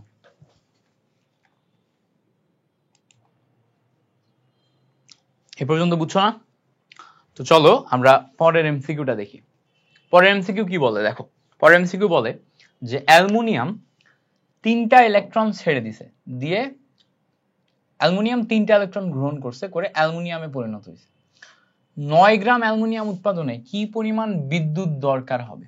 9 গ্রাম অ্যালুমিনিয়াম উৎপাদনে কি পরিমাণ বিদ্যুৎ দরকার হবে, মানে তোমার বিদ্যুতের পরিমাণ দেখতে হবে। তো বিদ্যুতের পরিমাণ এখানে খেয়াল করব, অ্যাম্পিয়ারে আছে না ফ্যারাডে আছে না কুলম্বে আছে? ফ্যারাডে আছে। ফ্যারাডে হলে কিউ বসবে। তাহলে আমরা এখানে W ইকুয়ালস টু ফর্মুলা জানি MIT divided by UF, EF. এই আইটি এর পরিবর্তে কিউ বসবে, তো কিউ বসলে WEF ইকুয়ালস টু আমাদের ফর্মুলা আসে হচ্ছে MQ। তাহলে কিউ ইকুয়ালস টু ফর্মুলা আসে WEF ডিভাইডেড বাই M। আচ্ছা এবার বসাও, W এর ভ্যালু আমাদের কয় গ্রাম দেখো বলে দেয়া আছে 9 গ্রাম, তাহলে 9 গ্রাম তৈরি করলাম। ই এর ভ্যালু কত হবে? যেহেতু 3টা ইলেকট্রন গ্রহণ করছে তাহলে ই এর ভ্যালু হবে 3। ফ্যারাড এফ কত হবে? 1 ফ্যারাড হবে। কেন 1 ফ্যারাড? কারণ আমরা ফ্যারাডে যাচ্ছি, আমরা ফাইনালি বের করছি ফ্যারাডে। ডিভাইডেড বাই এই জায়গায় খেয়াল করো এম এর ভ্যালু কত? আণবিক ভর অ্যালুমিনিয়ামের ক্ষেত্রে 27। তো ক্যালকুলেশন করলে দেখবা আলটিমেটলি এখান থেকে 1 চলে আসে, কারণ উপরে 3 নাম 27, নিচে 3 নাম 27, ক্যালকুলেশন করলে 1 ফ্যারাড আসে। তো 1 ফ্যারাড এটা হচ্ছে আমাদের কারেক্ট আনসার। তুমি নর্মালি চিন্তা করে এটা বের করতে পারবে না, তোমাকে অবশ্যই এই ম্যাথটা করতে গেলে ফর্মুলা ব্যবহার করতেই হবে, ফর্মুলার মাধ্যমে তোমাকে বুঝে আগাতে হবে। নর্মালি ব্যবহার করতে গেলে বা নর্মালি তুমি আগাইতে গেলে এটা ভুল হওয়ার সম্ভাবনা বেশি। কখনো কখনো এই জায়গাতে আমাদের ইনফরমেশন চেঞ্জও করে দিবে, ইনফরমেশন যদি চেঞ্জ করে দেয় তখন তো আরো সমস্যা, বুঝতে পারছো? ইনফরমেশন চেঞ্জ করে দিলে মিলাইতে পারবো না। সো যেভাবে দেখালাম এভাবে আস্তে আস্তে তোমাকে মিলাইতে হবে। আশা করি এ পর্যন্ত ক্লিয়ার। এবার আসো পরের অংশে যাই। পরের অংশে বলছে 1 মোল জিঙ্ক 27 গ্রাম অ্যালুমিনিয়াম ক্যাথোডে জমা করতে কি পরিমাণ বিদ্যুৎ লাগবে। তো দেখো 1 মোল জিঙ্ক আর 27 গ্রাম অ্যালুমিনিয়াম। তো দেখো এক জিঙ্কের ক্ষেত্রে 1 মোল, বোঝার চেষ্টা করো, জিঙ্কের ক্ষেত্রে 1 মোল আর অ্যালুমিনিয়ামের ক্ষেত্রে 27 গ্রাম। এবার ক্যাথোডে জমা করতে কি পরিমাণ বিদ্যুৎ লাগবে। তো এখানে আমাদের একটা হচ্ছে জিঙ্ক আর একটা হচ্ছে অ্যালুমিনিয়াম, এই দুইটার ভিতরে আমরা ক্যাথোডে জমা করতেছি কাকে? ক্যাথোডে জমা করতেছি অ্যালুমিনিয়ামকে। তো অ্যালুমিনিয়ামকে যদি জমা করি, অ্যালুমিনিয়ামে 27 গ্রামের জন্য দেখো আমরা এখানে কিউ ইকুয়ালস টু NEF পাবো। তো আমাদের মেইনলি এই অংশটা কিন্তু প্রশ্ন না, প্রশ্ন হচ্ছে এই অংশটা, পরের অংশটা, 27 গ্রাম অ্যালুমিনিয়ামকে ক্যাথোডে জমা করতে কি পরিমাণ বিদ্যুৎ লাগবে। তো পরের অংশটা হচ্ছে আমাদের প্রশ্ন। তাহলে কিউ ইকুয়ালস টু NEF যদি করি, 27 গ্রামে অ্যালুমিনিয়ামে 1 মোল ই এর ভ্যালু 3 এবং এখানে যদি 1 ফ্যারাড বসাও এখান থেকে তুমি পাবা হচ্ছে 3 ফ্যারাড বিদ্যুৎ, অর্থাৎ 27 গ্রাম অ্যালুমিনিয়ামের জন্য 3 ফ্যারাড বিদ্যুৎ প্রয়োজন হয়। 27 গ্রাম অ্যালুমিনিয়ামের জন্য 3 ফ্যারাড বিদ্যুৎ প্রয়োজন হয়। এখানে যে 1 মোল জিঙ্ক না, এই জিঙ্কটা হবে না, বইতে আমি একটু আগে প্রশ্নে দেখলাম 1 মোল বা 27 গ্রাম ক্যাথোডে 27 গ্রাম অ্যালুমিনিয়াম ক্যাথোডে জমা করতে কি পরিমাণ বিদ্যুৎ প্রয়োজন হয়। সো এটা হচ্ছে আমাদের 3 ফ্যারাড। কিভাবে বের করলাম, এই ফর্মুলা অনুসারে তোমাকে বের করে দিলাম। পরে বলছে দেখো এখানে আমাদের অনেকগুলা যৌগ দেয়া আছে। কি কি যৌগ দেয়া আছে আমরা যদি একটু দেখার চেষ্টা করি। আমাদের এখানে বলছে নিম্নলিখিত sodium chloride, magnesium chloride, aluminium chloride, ঠিক আছে, এই যে এইগুলা অ্যালুমিনিয়াম ক্লোরাইড, এইগুলা নিয়ে প্রশ্ন তোলার সময় একই জিনিস কয়েকবার লিখছে। তো এগুলা লিখছে, হ্যাঁ, মেইনলি আমাদের এখানে উঠবে কয়টা, উঠবে হচ্ছে তোমার সোডিয়াম ক্লোরাইড, তারপর হচ্ছে ম্যাগনেসিয়াম ক্লোরাইড, তারপর হচ্ছে অ্যালুমিনিয়াম ক্লোরাইড, তারপর হচ্ছে SnCl4, এই চারটা। আচ্ছা, এই চারটা নিলাম, বাকি আমরা একটু কেটে দিলাম। তো বলছে এইগুলার মধ্যে 1 ফ্যারাডে বিদ্যুৎ চালনা করলে ক্যাথোডে কোন ধাতু সর্বাধিক মোল সংখ্যায় উৎপন্ন হবে। তো 1 ফ্যারাডে বিদ্যুৎ চালনা করলে সর্বাধিক মোল সংখ্যায় কোনটা উৎপন্ন হবে সেটা বের করতে হবে। তো আমরা দেখো সর্বাধিক মোল সংখ্যায় মানে N = IT divided by EF, এইটা, তাই না, সর্বাধিক মোল সংখ্যায়। তো এখন N = IT divided by EF, এইটার সিম্পল জিনিসটা যদি আমরা একটু দেখার চেষ্টা করি, এই জায়গাতে একটু বোঝার চেষ্টা করো। N = IT divided by EF, উপরে যদি তুমি Q নাও, Q = EF পাবা তুমি।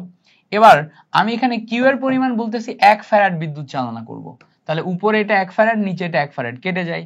কেটে গেলে দেখো N = 1/E আসে, অর্থাৎ N = যখন 1/E আসে তখন সর্বাধিক মোল সংখ্যা তুল্য সংখ্যার ব্যস্তানুপাতিক। যার তুল্য সংখ্যা কম তার মোল সংখ্যা বেশি, যার মোল সংখ্যা বেশি তার তুল্য সংখ্যা কম। বুঝতে পারছো? তাহলে আমাদের এখানে বলছে সর্বাধিক মোল মানে তুল্য সংখ্যা কম, মোল বেশি মানে তুল্য সংখ্যা কম। এবার এখানে যেই কয়টা আছে এর ভিতরে এর তুল্য সংখ্যা 1, এর তুল্য সংখ্যা 2, এর তুল্য সংখ্যা 3, এর তুল্য সংখ্যা 4, তাহলে যার 1 এর মোল সংখ্যা বেশি। তাহলে এখানে আমাদের সঠিক উত্তর কি হবে, সোডিয়াম হবে। সঠিক উত্তর কি হবে, সোডিয়াম হবে। তাহলে আবার আমরা একটু চিন্তা করার চেষ্টা করি। N = Q/EF, উপরে 1 ফ্যারাড নিচে 1 ফ্যারাড যদি কেটে দাও তাহলে N = 1/E আসে, অর্থাৎ মোল সংখ্যার সাথে তুল্য সংখ্যা সম্পর্ক ব্যস্তানুপাতিক। তো তুল্য সংখ্যা যার কম তার মোল সংখ্যা সর্বাধিক, তুল্য সংখ্যা সবচেয়ে কম সোডিয়ামের, এজন্য সোডিয়ামের মূল সংখ্যা কি হবে, সর্বাধিক হবে। ক্লিয়ার হইছে? একদম স্টাইলে বুঝাইছি, সো ক্লিয়ার হওয়ার কথা। আচ্ছা, পরে আসো। পরে বলছে নিচের কোন তড়িৎদ্বারে জারণ প্রক্রিয়া বোঝায়। তো জারণ মানে জারণ সংখ্যা বৃদ্ধি। জারণ মানে কি, জারণ সংখ্যা বৃদ্ধি, জারণ সংখ্যা বৃদ্ধি। তো জারণ সংখ্যা বৃদ্ধি মানে কি, জারণ সংখ্যা বাড়বে। তো দেখো জিঙ্ক থেকে জিঙ্ক 2+, এটাতে যদি যাও, এইটা জারণ সংখ্যা 0 ছিল আর এখানে জারণ সংখ্যা 2, তাহলে 0 থেকে 2 তে গেলে আমাদের জারণ সংখ্যা কি হইছে, বাড়ছে। 0 থেকে 2 তে গেলে আমাদের জারণ সংখ্যা কি হইছে, বাড়ছে। সো 0 থেকে 2 তে গেলে জারণ সংখ্যা বাড়লে দেখো জারণ সংখ্যা বৃদ্ধি, এটা আমরা কোথায় পাচ্ছি, অপশন বি তে পাচ্ছি, জিঙ্ক থেকে জিঙ্ক 2+।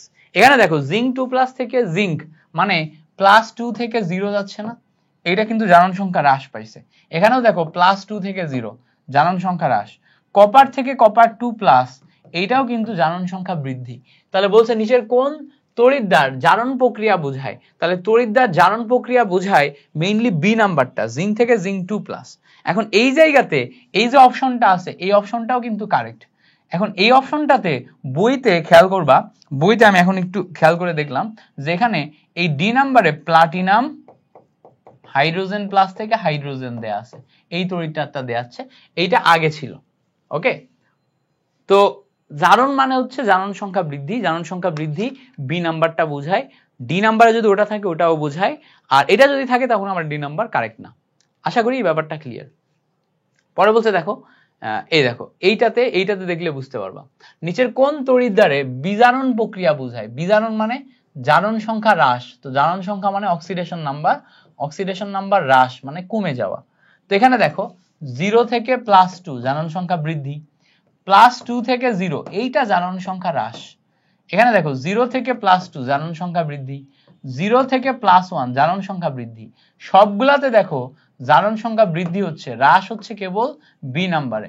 সো বি নাম্বার হয় আমাদের কারেক্ট আনসার, +2 থেকে 0 জারণ সংখ্যা হ্রাস। তো জারণ সংখ্যা হ্রাস মানে কি? বিজারণ। জারণ সংখ্যা হ্রাস মানে কি? জারণ সংখ্যা হ্রাস মানে হচ্ছে আমাদের বিজারণ। জারণ সংখ্যা হ্রাস বিজারণ। ওকে, আচ্ছা পরে আসো, পরে বলছে অ্যানোড রূপী জিঙ্ক থেকে জিঙ্ক 2+ এর সাথে নিচের কোনটিকে ক্যাথোড রূপে বিক্রিয়া করানো যাবে? তাহলে দেখো অ্যানোড হিসেবে আমরা জিঙ্ক থেকে জিঙ্ক 2+ নিছি, এর সাথে আমরা ক্যাথোড রূপে কোনটার বিক্রিয়া করাতে পারবো? তো অ্যানোডে যে জারণ মান এটার ভ্যালু 0.76 আছে, তো ক্যাথোড যে হবে তার জারণ মান 0.76 এর নিচে হতে হবে, তার জারণ মান 0.76 এর নিচে হতে হবে, বা বিজারণ মান দেখলেও বোঝা যাবে। জারণ মানের কথাই বলি, জারণ মান 0.76 এর যদি নিচে হয় তাহলে সে ক্যাথোড রূপে কাজ করবে। তো এখানে ভালো করে খেয়াল করে দেখো, কোবাল্ট থেকে কোবাল্ট প্লাস এর জারণ মান কত? 0.28। তাহলে কি এইটার নিচে না? তাহলে এইটাই আমাদের কারেক্ট আনসার চলে আসে। কেন? কারণ দেখো তুমি ম্যাগনেসিয়াম থেকে ম্যাগনেসিয়াম 2+ এর যে জারণ মান পাচ্ছ এটা 0.76 এর চেয়ে বেশি, তখন এটা হয়ে যায় অ্যানোড আর এটা হয়ে যায় ক্যাথোড। বাট আমার এটাকে ক্যাথোড বানাইতে হইতো, হচ্ছে না। যার জারণ মান বেশি সে উপরে যায়, উপরে হয়ে গেলে সে অ্যানোড হয়ে যায়। এটা দেখো কপার থেকে কপার 2+, জারণ মান +2.87, এটারও বেশি। এইটার দেখো এটা জারণ মান অ্যালুমিনিয়াম থেকে অ্যালুমিনিয়াম 3+, এটা যদি তৈরি করো 1.66, এইটারও দেখো আমার এই জায়গা থেকে বেশি। সো যে উপরে থাকবে বা জারণ মান যার বেশি থাকবে সে অ্যানোড হিসেবে কাজ করবে, অন্যটা ক্যাথোড হিসেবে কাজ করবে। তাহলে এইটাকে যদি আমি ক্যাথোড অ্যানোড রূপে কাজ করাই, তাহলে ক্যাথোড হিসেবে কাজ করতে গেলে এর চেয়ে জারণ মান কম হওয়া লাগবে, সেটা কেবলমাত্র অপশন এ তে আছে। So option A is the correct answer. Option A কি হবে? আমাদের এখানে কারেক্ট আনসার হবে। বুঝতে পারছো?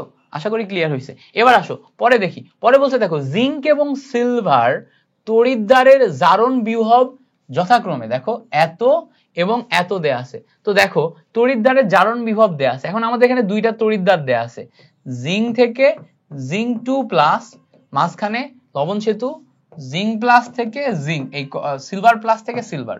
এখন আমাদের একটা জিনিস মনে রাখতে হবে, বাম সাইডে অ্যানোড থাকে, অ্যানোডে জারণ হয়, ডান সাইডে ক্যাথোড থাকে, ক্যাথোডে বিজারণ হয়।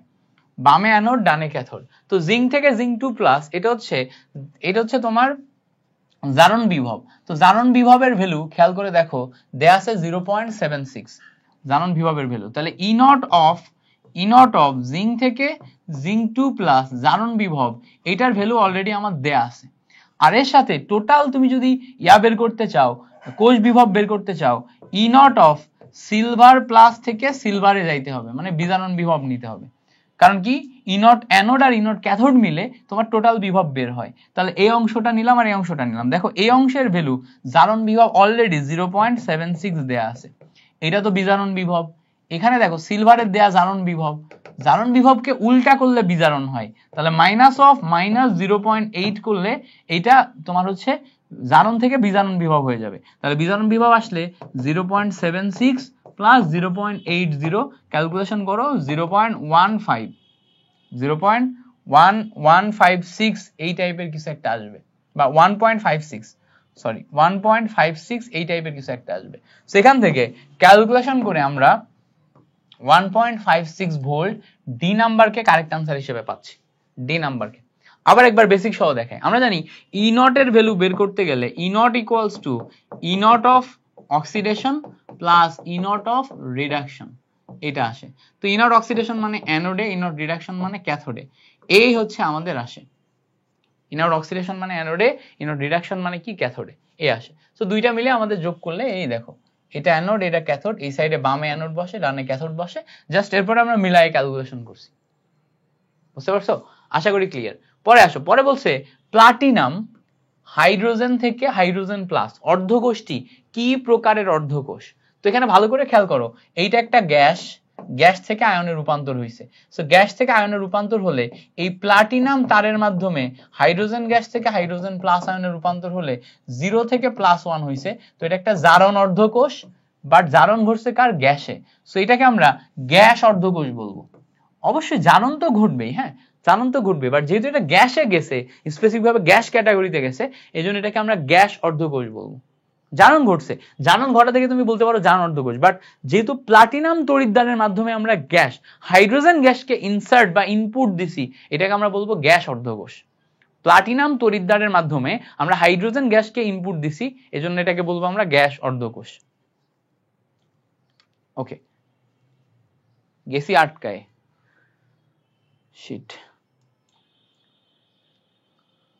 সো আমাদের রেকর্ডিং এর সময় আটকে গেছিল, বুঝছো, রেকর্ডিং এর সময় আটকে গেছিল। আমি কালকে রাতেও এই সেম প্রবলেমে পড়ছি। আমি তো একা একা আছি ঢাকাতে, তো একা একা রেকর্ড গুলা করতে হচ্ছে, ফলে রেকর্ডিং এর যাবতীয় সেটিং ইচ অ্যান্ড এভরিথিং টোটালটা আমাকেই দেখতে হয়, এখানে সেট আপও আমাকে করতে হয়।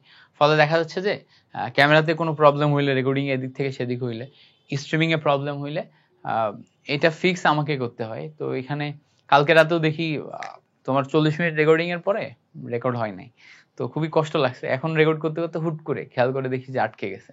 তো এটা একটা খুব মানে বাজে প্রবলেম আর কি, রেকর্ড করতে করতে রেকর্ড যদি না হয়। তো আশা করি এই জিনিসটা আমরা বুঝতে পারছি, গ্যাস অর্ধকোষের ব্যাপারটা। এবার আসো, পরে বলছে যে ক্যালোমেল তড়িৎদ্বার কোন, ক্যালোমেল তড়িৎদ্বারে কোনটি ব্যবহৃত হয়? Very very important question. Calomel তড়িৎদ্বার হচ্ছে সেকেন্ডারি নির্দেশক তড়িৎদ্বার। তো আমাদের মাথায় রাখতে হবে ধাতু এবং ধাতুর লবণ, ধাতু এবং ধাতুর অদ্রবণীয় লবণ যারা আছে, ধাতু এবং ধাতুর যে লবণ যারা আছে, এদেরকে আমরা হচ্ছে যে তোমার ক্যালোমেল তড়িৎদ্বার হিসেবে ব্যবহার করতে পারি। যেমন দেখো Hg ধাতু এবং ধাতুর লবণ Ag2Cl2, এইটাকে আমরা ক্যালোমেল তড়িৎদ্বার বলি। ক্যালোমেল তড়িৎদ্বার কি বলবো? Hg ধাতু, পারদ ধাতু এবং ধাতুর লবণ হচ্ছে Hg2Cl2, এইটা মিলে আমরা ক্যালোমেল তড়িৎদ্বার তৈরি করব। তাহলে এখানে আমাদের ক্যালোমেল তড়িৎদ্বার তৈরি করে হচ্ছে Hg2Cl2। তাহলে দেখো Hg2Cl2 এই তড়িৎদ্বারকে বলা হচ্ছে ক্যালোমেল তড়িৎদ্বার, মনে থাকবে। তো ক্যালোমেল তড়িৎদ্বার যখনই বলবে তখন এইটাতে যাইতে হবে।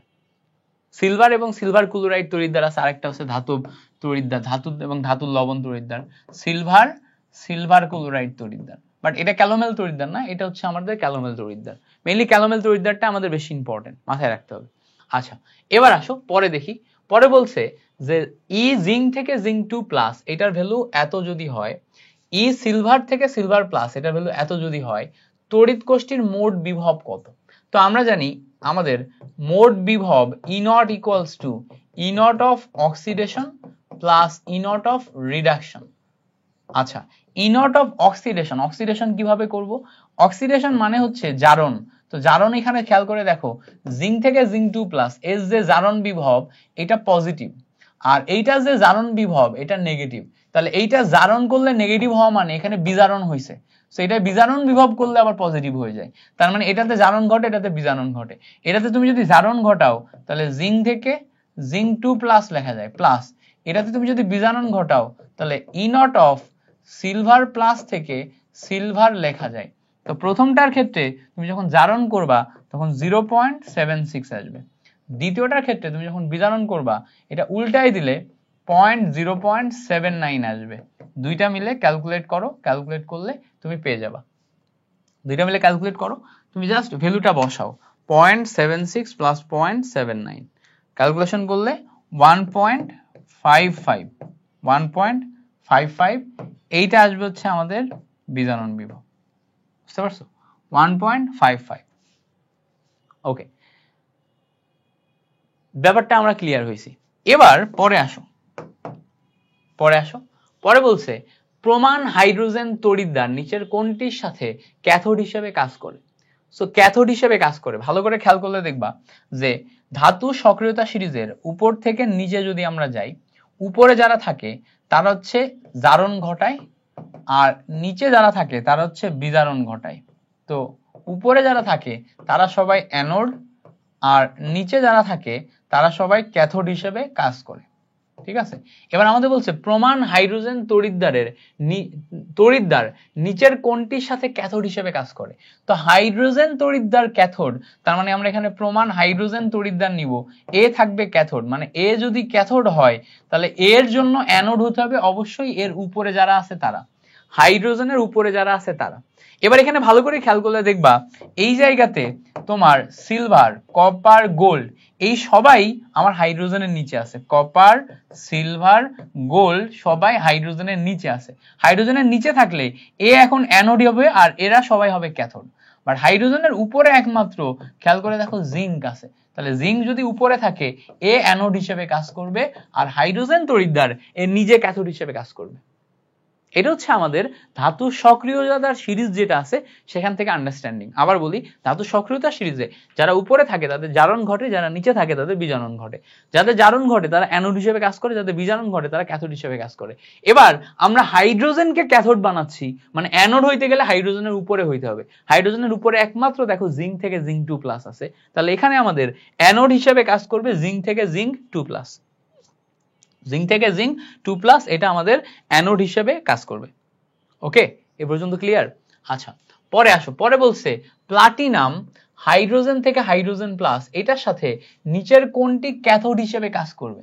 তাহলে এইটা যদি আমার অ্যানোড হিসেবে কাজ করে, খেয়াল করো, এইটা যদি অ্যানোড হিসেবে কাজ করে আর এইটা যদি ক্যাথোড হিসেবে কাজ করে, তাহলে অ্যানোডের নিচে থাকে হচ্ছে আমার ক্যাথোড। তাহলে ধাতু সক্রিয়তা সিরিজে হাইড্রোজেনের নিচে যারা আছে তারা আমার ক্যাথোড হিসেবে কাজ করবে। কারা আছে হাইড্রোজেনের নিচে? ভালো করে খেয়াল করলে দেখবা গোল্ড, সিলভার, কপার এগুলো আছে। তো এখানে ভালো করে খেয়াল করে দেখো, হাইড্রোজেনের নিচে আমরা যত বেশি নিচে যাইতে পারবো তত বেশি আমাদের ক্যাথোড। আমরা যত বেশি নিচে যাইতে পারবো তত বেশি আমাদের ক্যাথোড। তো হাইড্রোজেনের চেয়ে এখানে বলছে দেখো নিচের কোনটি ক্যাথোড হিসেবে উপযুক্ত। তো আমরা প্রথমে হাইড্রোজেন নিলাম। হাইড্রোজেনের পর আমাদের ধাতু সক্রিয়তা সিরিজ যদি আমরা দেখি, একদম এক্সাক্ট সবচেয়ে ভালো ধাতু সক্রিয়তা সিরিজ কি? দেখো হাইড্রোজেনের ঠিক নিচে থাকে হচ্ছে প্রথমে হাইড্রোজেনের নিচে থাকে হচ্ছে কপার, কপারের নিচে থাকে হচ্ছে Hg, তারপরে Ag, তারপরে Au। তো গোল্ড হচ্ছে সবার নিচে। তার মানে এখানে সবচেয়ে বেশি ক্যাথোড হিসেবে কাজ করার কথা গোল্ডের, বাট গোল্ডের উপরে কি আছে? Ag আছে। তো Ag আমাদের এখানে Ag বা পারদ হচ্ছে আমাদের সবচেয়ে বেশি ক্যাথোড হিসেবে কাজ করবে। পারদ হচ্ছে আমাদের এখানে সবচেয়ে বেশি ক্যাথোড হিসেবে কাজ করবে। বুঝতে পারছো কিনা? এটা বুঝতে পারছো কেমনে খুললাম? এটা একদম সিম্পল একটা জিনিস, মানে আন্ডারস্ট্যান্ডিং এর জাস্ট ব্যাপারটাই এটা যে আমরা কতটুকু বুঝছি এই জায়গাতে। বোঝাটা কি? এইটাকে আমি অ্যানোড হিসেবে ব্যবহার করছি, খুঁজতেছি ক্যাথোড। তাহলে অ্যানোড উপরে ক্যাথোড নিচে, অ্যানোড উপরে ক্যাথোড নিচে। তার মানে হাইড্রোজেনকে যদি আমি অ্যানোড ধরি, হাইড্রোজেনের নিচে যত যাব তত বেশি ক্যাথোড। হাইড্রোজেনের নিচে কপার, তার নিচে Hg পারদ, তারপরে Ag, তারপর হচ্ছে Au, তাই না? Hg Ag Au। তো এই যে Hg Ag Au, এই Ag এর ক্ষেত্রে দেখা যাচ্ছে যে আমাদের সবচেয়ে বেশি ক্যাথোড হিসেবে কাজ করে। ওকে, এভাবে আমাদের ধাতু সক্রিয়তা সিরিজ একটু মনে রেখে জিনিসপত্রগুলো ক্যালকুলেট করতে হবে বা সিকোয়েন্সটা শিখতে হবে। এরপরে আসো, পরে বলছে দেখো কোনটি প্রাইমারি নির্দেশক তড়িৎদ্বার। আমরা জানি হাইড্রোজেন তড়িৎদ্বার যেটা আছে এটা হচ্ছে প্রাইমারি নির্দেশক তড়িৎদ্বার, ক্যালোমেল তড়িৎদ্বার, তারপর হচ্ছে গ্যাস তড়িৎদ্বার, এগুলো হচ্ছে সব সেকেন্ডারি নির্দেশক তড়িৎদ্বার। ক্যালোমেল তড়িৎদ্বার সেকেন্ডারি নির্দেশক তড়িৎদ্বার, হাইড্রোজেন তড়িৎদ্বার প্রাইমারি নির্দেশক তড়িৎদ্বার। ওকে, আচ্ছা, পরে বলছে দেখো কোনটি জারণ বিজারণ অর্ধকোষ বা ইলেকট্রোড। এখানে আমাদের জারণ বিজারণ অর্ধকোষ বা ইলেকট্রোড কোনটা সেটা খুঁজতে হবে। তো এখানে আসলে জারণ বিজারণ না, এখানে আমাদের শুধু জারণ অর্ধকোষ বা ইলেকট্রোড এটা হবে। শুধু জারণ মানে জারণ সংখ্যা বৃদ্ধি। খেয়াল করো, জারণ মানে অক্সিডেশন নাম্বার বৃদ্ধি পাওয়া। তো এখানে ভালো করে খেয়াল করলে দেখবা এই জায়গাতে আমার অক্সিডেশন নাম্বারের দিকে তাকাও, এখানে আছে হচ্ছে 0, এখানে -1। তাহলে জারণ সংখ্যা বৃদ্ধি পেল না হ্রাস পেল? এই জায়গাতে ভালো করে খেয়াল করলে দেখো ক্লোরিনের এখানে -1, এখানেও -1 হয় নাই, এখানে এটার সাথে আমার মিল নাই, সোডিয়াম অ্যামালগাম সোডিয়াম। বাট এই জায়গায় খেয়াল করে দেখো প্লাটিনাম তড়িৎদ্বারে এখানে জারণ সংখ্যা +2, এখানে +3, জারণ সংখ্যা বৃদ্ধি পাচ্ছে। তো জারণ সংখ্যা বৃদ্ধি পাইলে এটা হচ্ছে আমাদের জারণ অর্ধকোষ। জারণ সংখ্যা বৃদ্ধি পাইলে এটা কি? এটা হচ্ছে আমাদের জারণ অর্ধকোষ। তাহলে জারণ অর্ধকোষ কোনটা? প্লাটিনামের এটা হচ্ছে আমাদের এখানে জারণ অর্ধকোষ। ক্লিয়ার হয়েছে জিনিসটা? প্লাটিনামের এটা হচ্ছে আমাদের এখানে জারণ অর্ধকোষ। তো জারণ অর্ধকোষের জন্য আমরা এই জিনিসটা মাথায় রাখবো। ওকে, ক্লিয়ার? জারণ অর্ধকোষ কোনটা? প্লাটিনামটা হচ্ছে আমাদের জারণ অর্ধকোষ। আচ্ছা, এবার আসো পরে যাই। বলছে কোনটি প্রাইমারি নির্দেশক তড়িৎদ্বার। তো আমরা জানি প্রাইমারি নির্দেশক তড়িৎদ্বার হচ্ছে হাইড্রোজেন গ্যাস তড়িৎদ্বার, যেটা এটাকে আমরা প্রাইমারি নির্দেশক তড়িৎদ্বার বলি। হাইড্রোজেন গ্যাস তড়িৎদ্বার। হাইড্রোজেন গ্যাস তড়িৎদ্বার কি? প্লাটিনাম, তারপরে হাইড্রোজেন গ্যাস, এটা থেকে হাইড্রোজেন প্লাস আয়নে যদি রূপান্তর হয় এইটাকে আমাদের হাইড্রোজেন গ্যাস তড়িৎদ্বার বলে। এইটার বিভব আসে হচ্ছে আমাদের 0। জানান বিভব কত ধরা হয়? 0 ধরা হয়। তাহলে হাইড্রোজেন গ্যাস তড়িৎদ্বার যেটা, এইটা হচ্ছে আমাদের প্রাইমারি নির্দেশক তড়িৎদ্বার। মুখস্থ করবে এটা। তো দেখো এবার বলছে, দেখো মুখ্য অনির্দেশক তড়িৎদ্বার। অনির্দেশক, তো খেয়াল করো আমাদের মুখ্য নির্দেশক তড়িৎদ্বার আছে, যেটাকে আমরা প্রাইমারি নির্দেশক তড়িৎদ্বার বলি, সেইটা আছে। এবার আমরা জানি যে সেকেন্ডারি নির্দেশক তড়িৎদ্বার, কিন্তু অনির্দেশক তড়িৎদ্বার আবার কি জিনিস আছে নাকি এরকম কিছু? তো এরকম কিছু তো নাই। তাহলে এখানে দেখো প্রমাণ হাইড্রোজেন তড়িৎদ্বার, এটা হচ্ছে মুখ্য বা প্রাইমারি নির্দেশক তড়িৎদ্বার। ক্যালোমেল তড়িৎদ্বার, এটা হচ্ছে সেকেন্ডারি নির্দেশক তড়িৎদ্বার।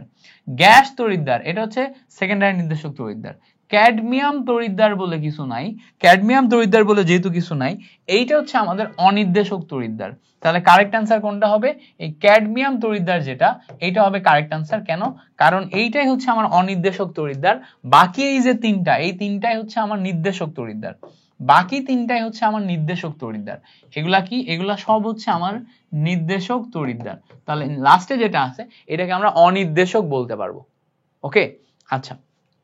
পরে বলছে দেখো মুখ্য নির্দেশক তড়িৎদ্বার হিসেবে কোনটি ব্যবহার করা হয়? তো আমরা জানি যে প্রমাণ হাইড্রোজেন তড়িৎদ্বার যেটা আছে, এটাই হচ্ছে আমাদের মুখ্য নির্দেশক তড়িৎদ্বার হিসেবে ব্যবহার করা হয়। প্রমাণ হাইড্রোজেন তড়িৎদ্বারকে আমরা মুখ্য নির্দেশক তড়িৎদ্বার হিসেবে ব্যবহার করি। ক্লিয়ার না? আচ্ছা, পরে আসো।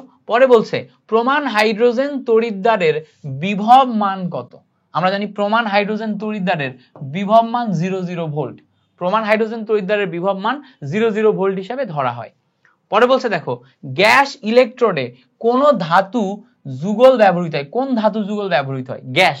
সো খেয়াল করো, আমরা যখন গ্যাস ইলেকট্রন হাইড্রোজেন গ্যাস থেকে হাইড্রোজেন প্লাস আয়ন নিছি, তখন এখানে আমরা সবচেয়ে নিষ্ক্রিয় ধাতু প্লাটিনামকে ইলেকট্রোড হিসেবে ব্যবহার করি।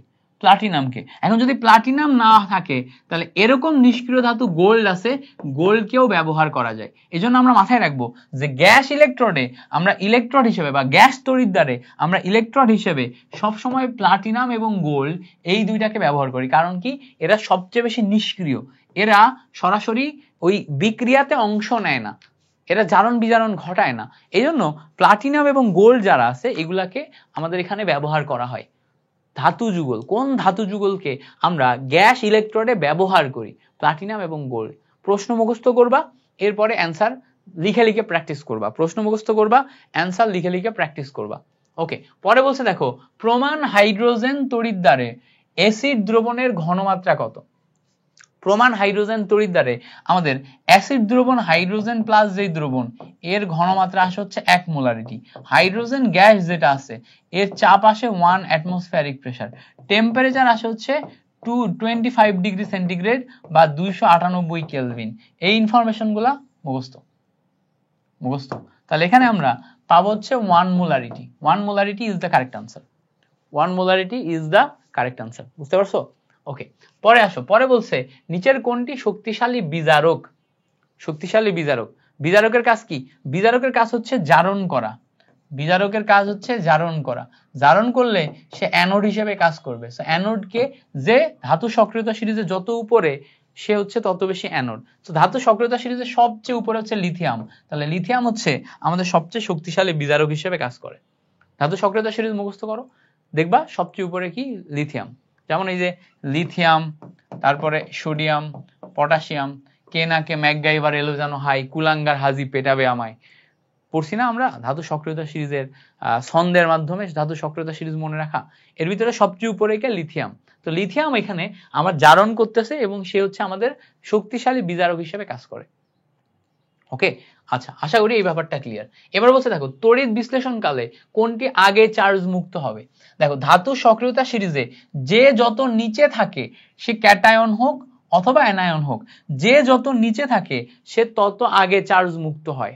যে যত নিচে থাকে সে তত আগে চার্জ মুক্ত হয়। তো ক্যাটায়নের ক্ষেত্রে আগে জারণ আর পরে বিজারণ ঘটে। মানে উপরে হচ্ছে আমার অ্যানোড, নিচে হচ্ছে আমার ক্যাথোড, এটা হয়।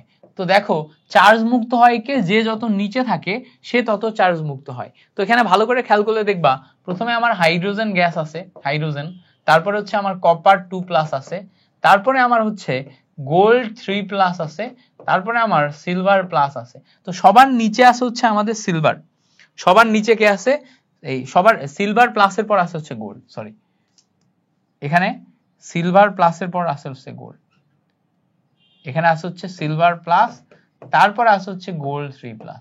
সো গোল্ড 3+ সবচেয়ে নিচে আছে, গোল্ড 3+ সবচেয়ে নিচে থাকায় এ সবার আগে চার্জ মুক্ত হবে, সবার আগে চার্জ মুক্ত হবে কি, গোল্ড 3+।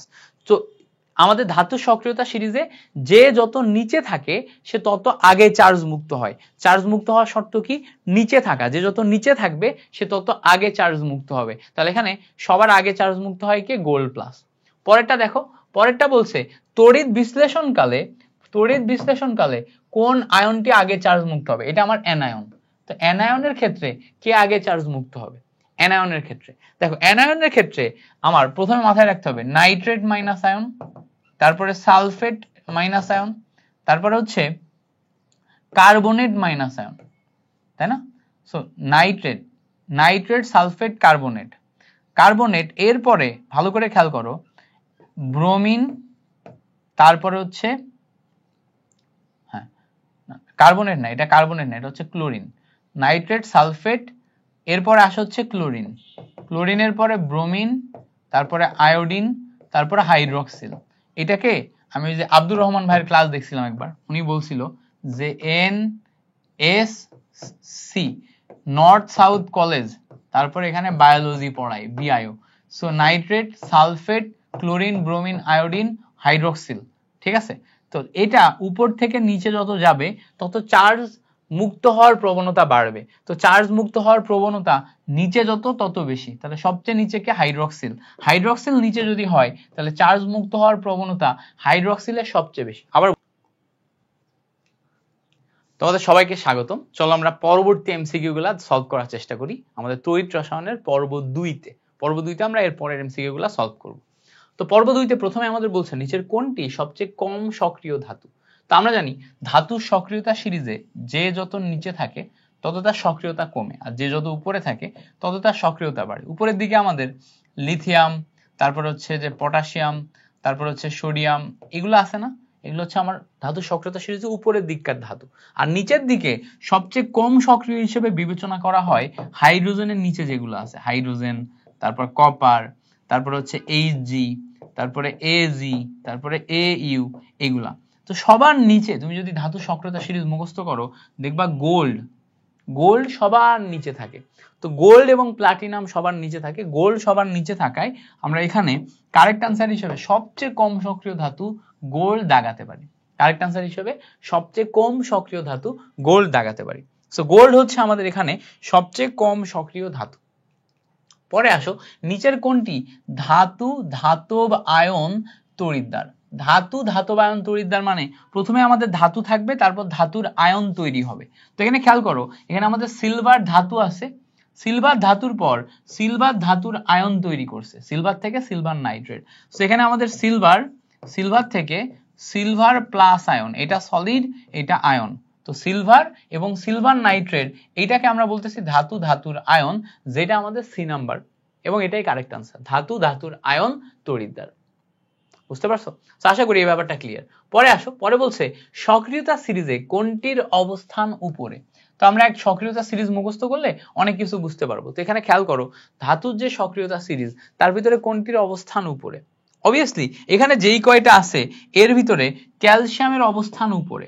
কেন ক্যালসিয়ামের অবস্থান উপরে? কারণ আমরা জানি হাইড্রোজেনের নিচে আমাদের কপার থাকে, কপারের পরে তারপর হচ্ছে Hg, তারপরে Ag, তারপরে Au, এই কটা থাকে।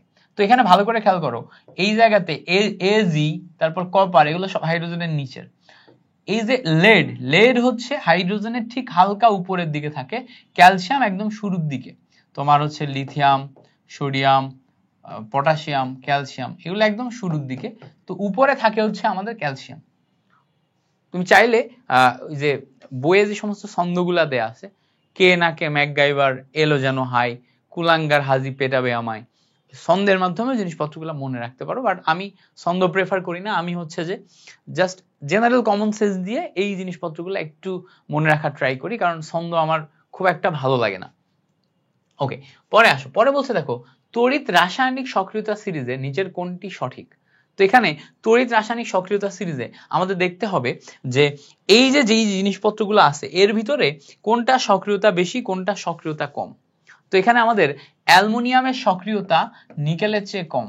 এখন বলবা ভাই এটা কিভাবে মনে রাখবো অ্যালুমিনিয়ামের সক্রিয়তা? ধাতু সক্রিয়তা সিরিজ থেকে মনে রাখা যায়। আর যদি ধাতু সক্রিয়তা সিরিজ মনে না রাখতে পারো, আমার মতো প্রবলেমে ভুগো যে তোমার সক্রিয়তা সিরিজ মনে থাকে না, তাহলে তুমি যেটা করবা ডিরেক্ট এইটাই মুখস্থ করবা, এই একটা এমসিকিউ মুখস্থ করবা। সক্রিয়তা সিরিজ থেকে যদি তোমার কম্পারিজন আসে এইটাই সবসময় আসতে দেখা যায়, অ্যালুমিনিয়ামেরটা নিকেলের চেয়ে বেশি, অ্যালুমিনিয়ামের সক্রিয়তা নিকেলের চেয়ে বেশি। ওকে, পরে আসো, পরে বলছে যে তামার প্রমাণ বিজারণ বিভব কত। তো তামা মানে কি? কপার। কপার, কপারের ক্ষেত্রে প্রমাণ বিজারণ বিভব, বিজারণ, বিজারণ মানে হচ্ছে কপার 2+ থেকে কপারে পরিণত হওয়া, এটা হচ্ছে বিজারণ বিভব। জারণ মান হ্রাস পায় বিজারণের ক্ষেত্রে, এখানে 2+ ছিল এখানে 0। তো এটার ক্ষেত্রে আমরা জানি ভ্যালু আসে বিজারণ বিভবের ক্ষেত্রে 0.34 ভোল্ট প্লাস 0.34 ভোল্ট। জিঙ্কের জারণ বিভব, জিঙ্ক থেকে জিঙ্ক 2+, এটা 0.76 ভোল্ট আসে, 76 ভোল্ট। তো এইটা আমাদের মেইন বইয়ের ওই যে ড্যানিয়েল কোষে আছে, এটাও মেইন বইয়ের ড্যানিয়েল সেলে আছে। দ্যাটস ওয়াই এটা থেকে হুবহু কোশ্চেন আসে। কপারের জন্য বিজারণ বিভব কত আসে? Plus 0.34 volt, plus 0.34 volt. এটা আমাদের একদম মেইন বই থেকে সরাসরি আসে। সো মেইন বই থেকে সরাসরি যেহেতু আসে এটা আমাদের এভাবে মনে রাখতে হবে।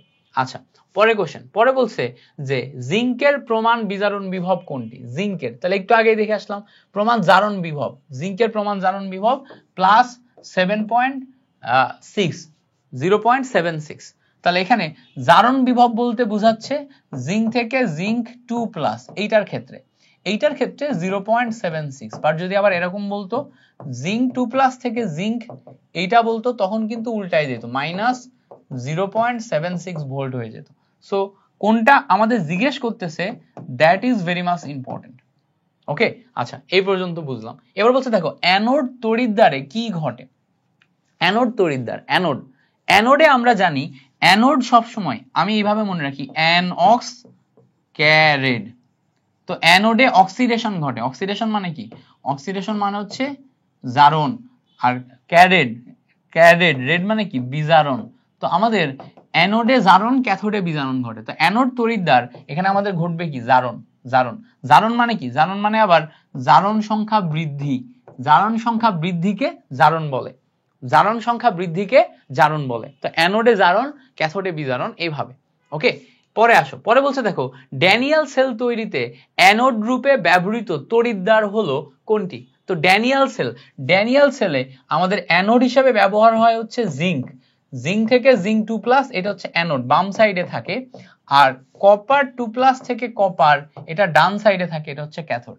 তো ড্যানিয়েল সেলে জিঙ্ক থেকে জিঙ্ক 2+, এটা অ্যানোড হিসেবে থাকে। Option A is the correct answer. তাহলে যদি আমাদের ড্যানিয়েল সেল বলে তাহলে জিঙ্ক থেকে জিঙ্ক 2+ হবে। ওকে, আচ্ছা পরে আসো, পরে বলছে দেখো লবণ সেতুতে নিচের কোন লবণ ব্যবহার করা হয়। মাথায় রাখবো লবণ সেতুতে মেইনলি আমাদের পটাশিয়াম ক্লোরাইড, পটাশিয়াম নাইট্রেট এই দুইটা ব্যবহার করা হয়। পটাশিয়াম ক্লোরাইড, পটাশিয়াম নাইট্রেট, এছাড়া potassium sulphate K2SO4, potassium chloride, potassium nitrate, potassium sulphate, sodium sulphate, ঠিক আছে। আচ্ছা অ্যামোনিয়াম নাইট্রেট, এটা এটা হচ্ছে পটাশিয়াম নাইট্রেট না, এটা হচ্ছে অ্যামোনিয়াম নাইট্রেট ব্যবহার হবে। অ্যামোনিয়াম নাইট্রেট এগুলো হচ্ছে পরীক্ষিত, ঠিক আছে। এইগুলো আমার অপশনে থাকে এবং এগুলা মেইন বইতে উল্লেখ আছে, এগুলো মুখস্থ করতে হবে। Potassium chloride, ammonium nitrate, potassium sulphate, sodium sulphate. তো এর ভিতরে দেখো পটাশিয়াম ক্লোরাইড এখানে দেয়া আছে, so potassium chloride will be the correct answer. এই চারটা অপশন ফর এমসিকিউ ইম্পর্টেন্ট, এই চারটা অপশন ফর এমসিকিউ ইম্পর্টেন্ট। ওকে, এবার বলছে দেখো লবণ সেতুতে নিচের কোন দ্রবণটি ব্যবহার করা যায়। তো দেখো তো কোনটা আছে, এই দেখো পটাশিয়াম নাইট্রেট, পটাশিয়াম নাইট্রেট, বুঝতে পারছো? KNO3, potassium chloride, potassium nitrate, potassium chloride, potassium nitrate. তো অ্যামোনিয়াম সালফেট ছিল একটা, পটাশিয়াম নাইট্রেট, পটাশিয়াম নাইট্রেট এটাও লিখছিলাম তাই না, মুছে দিছি পরে। এই পাঁচটা মুখস্থ করবা, potassium chloride, potassium nitrate, ammonium nitrate, তারপর হচ্ছে যে পটাশিয়াম সালফেট, সোডিয়াম সালফেট, এই পাঁচটা মুখস্থ করো। ওকে, পরে বলছে দেখো, পরে এটা বলছে যে লবণ সেতুতে কোন তড়িৎ বিশ্লেষকগুলো ব্যবহার করা হয়। তাহলে আমি একটু আগেই দেখাইছি potassium chloride, potassium chloride, potassium sulphate, এটা potassium chloride, potassium sulphate, sodium sulphate, এটা সালফেট হবে, হ্যাঁ, SO4 সোডিয়াম সালফেট, এটা ইয়া করছে তোমার হচ্ছে যে কি বলে টাইপিং এ ভুল করছে, তো বি নাম্বার সোডিয়াম সালফেট। তো এই বি নাম্বারটা আমাদের এখানে কারেক্ট আনসার আসবে, potassium chloride, potassium sulphate, sodium sulphate, এটা। ওকে, ক্লিয়ার হইছে? পরে আসো, পরের এমসিকিউ, এটা মুখস্থ করতে হবে। এই যে 5টা লিখে দিছি না শুরুতে, এটা মুখস্থ করতে হবে বা মেইন বই থেকে মুখস্থ করবা। লবণ সেতু থেকে একটা এমসিকিউ পাবাই, লবণ সেতু থেকে একটা এমসিকিউ পাবাই। এবার আসো, পরে বলছে যে জিঙ্ক থেকে জিঙ্ক 2+ এবং কপার 2+ থেকে কপার, এই কোষটি ক্যাথোডে কোন বিক্রিয়া ঘটে? ক্যাথোডে। তো এখানে ভালো করে খেয়াল করো, বাম সাইডে আমাদের অ্যানোড থাকবে আর ডান সাইডে আমাদের ক্যাথোড থাকবে। তাহলে আমাদের বলছে ক্যাথোডে, ক্যাথোডে মানে এই বিক্রিয়াটার দিকে তাকাইতে হবে। তো ক্যাথোডে প্রথমে কপার 2+ ছিল, সে 2টা ইলেকট্রন গ্রহণ করে কপারে পরিণত হয়েছে। প্রথমে কি ছিল? কপার 2+ ছিল, কপার 2+ 2টা ইলেকট্রন গ্রহণ করে কপারে পরিণত হয়েছে। তাহলে বিক্রিয়া কোনটা দেখো তো, বি নাম্বারটা না বিক্রিয়া? তাহলে আমাদের এই জায়গাতে কে অ্যানোড কে ক্যাথোড সেটা বুঝতে হবে। তো মাথায় রাখবো, বাম সাইডে অ্যানোড থাকে, ডান সাইডে ক্যাথোড থাকে, বাম সাইডে অ্যানোড, ডান সাইডে ক্যাথোড। ওকে, ক্লিয়ার হইছে? আচ্ছা, পরে আসো, পরে বলছে যে কোষের ইএমএফ নির্ণয়ের সূত্র কোনটি? আমরা জানি ইএমএফ নির্ণয়ের সূত্র, E naught cell equals to E naught of oxidation plus E naught of reduction. ঠিক আছে, E naught of oxidation plus E naught of reduction. So oxidation মানে এখানে এটা ঘটে অ্যানোডে, আর রিডাকশন মানে এটা ঘটে হচ্ছে ক্যাথোডে। তো এখানে ভালো করে খেলো, দেখো E cell equals to E naught oxidation plus E naught reduction হওয়ার কথা। তো E naught oxidation, E naught reduction আছে, দেখো একটু মিলাও, পাও কিনা দেখো। E naught cell, E cell, E naught oxidation, E naught reduction, তাহলে এখানে আমাদের প্লাস আসার কথা না? এটা প্লাস নাই, প্লাস প্লাস আসার কথা। এটাও আমাদের অপশন তোলাতে ভুল করছে, দূর। এই জায়গাতে এইটা হচ্ছে মাইনাস না, এটা প্লাস হবে, এটা প্লাস হবে। E naught oxidation plus E naught reduction, এইটা হবে কারেক্ট আনসার। তুমি যদি এখন এই যে ই নট অক্সিডেশনের জায়গায় এই যে রিডাকশনের জায়গায় যদি অক্সিডেশন করো, তাহলে E naught of oxidation anode minus E naught of oxidation, minus হলে E naught of oxidation cathode, এটা আসবে। তো যখন দুইটাই অক্সিডেশন নিবা, একটা প্লাস হবে একটা মাইনাস হবে, এরকম। তো চিহ্ন পরিবর্তন হয়, তোমার যদি হচ্ছে জারণের জায়গায় বিজারণ করো, বিজারণের জায়গায় জারণ করো, তাহলে সেখানে চিহ্ন পরিবর্তন হয়। এটাই হচ্ছে ট্রিক, চিহ্ন পরিবর্তন করতে হয়। পরে আসো, পরে বলছে যে এই জায়গাতে দেখো ই নট সেলে M2+ থেকে M, এইটার যে ভ্যালু সেটা হচ্ছে 0.34 ভোল্ট। এবার দেখো ই নট সেলে এই জায়গাতেও M2+ থেকে M, এইটার যে ভ্যালু এটা হচ্ছে 2.30 ভোল্ট, 2.30 ভোল্ট। এখন বলো তো, দুইটাই আমার বিজারণ ঘটছে না? দুইটাই বিজারণ ঘটছে। বিজারণ বিভবের মান কোনটাই বেশি কোনটাই কম? দেখো বিজারণ বিভবের মান এইটাই বেশি এইটাই কম।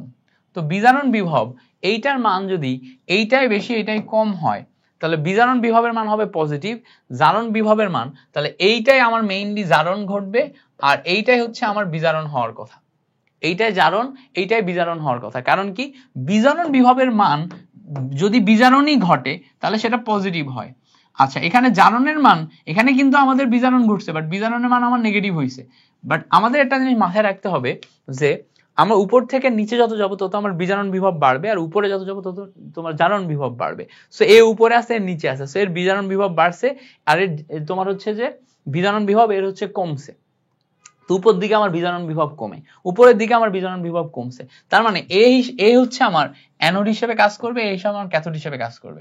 তো ক্যাথোড হিসেবে এর যে বিজারণ বিভবের মান সেটা যেটা পাওয়ার কথা ওটাই পাইছি, বাট এইটা তো আমরা পাই নাই, তাই না? তো এইটার জন্য আমরা কি করব, এইটার জন্য আমরা এখন অ্যানোড বানাবো। তো অ্যানোডে আমার কি ঘটে, জারণ ঘটে। তো জারণ ঘটলে M থেকে M2+ এটা পাবা।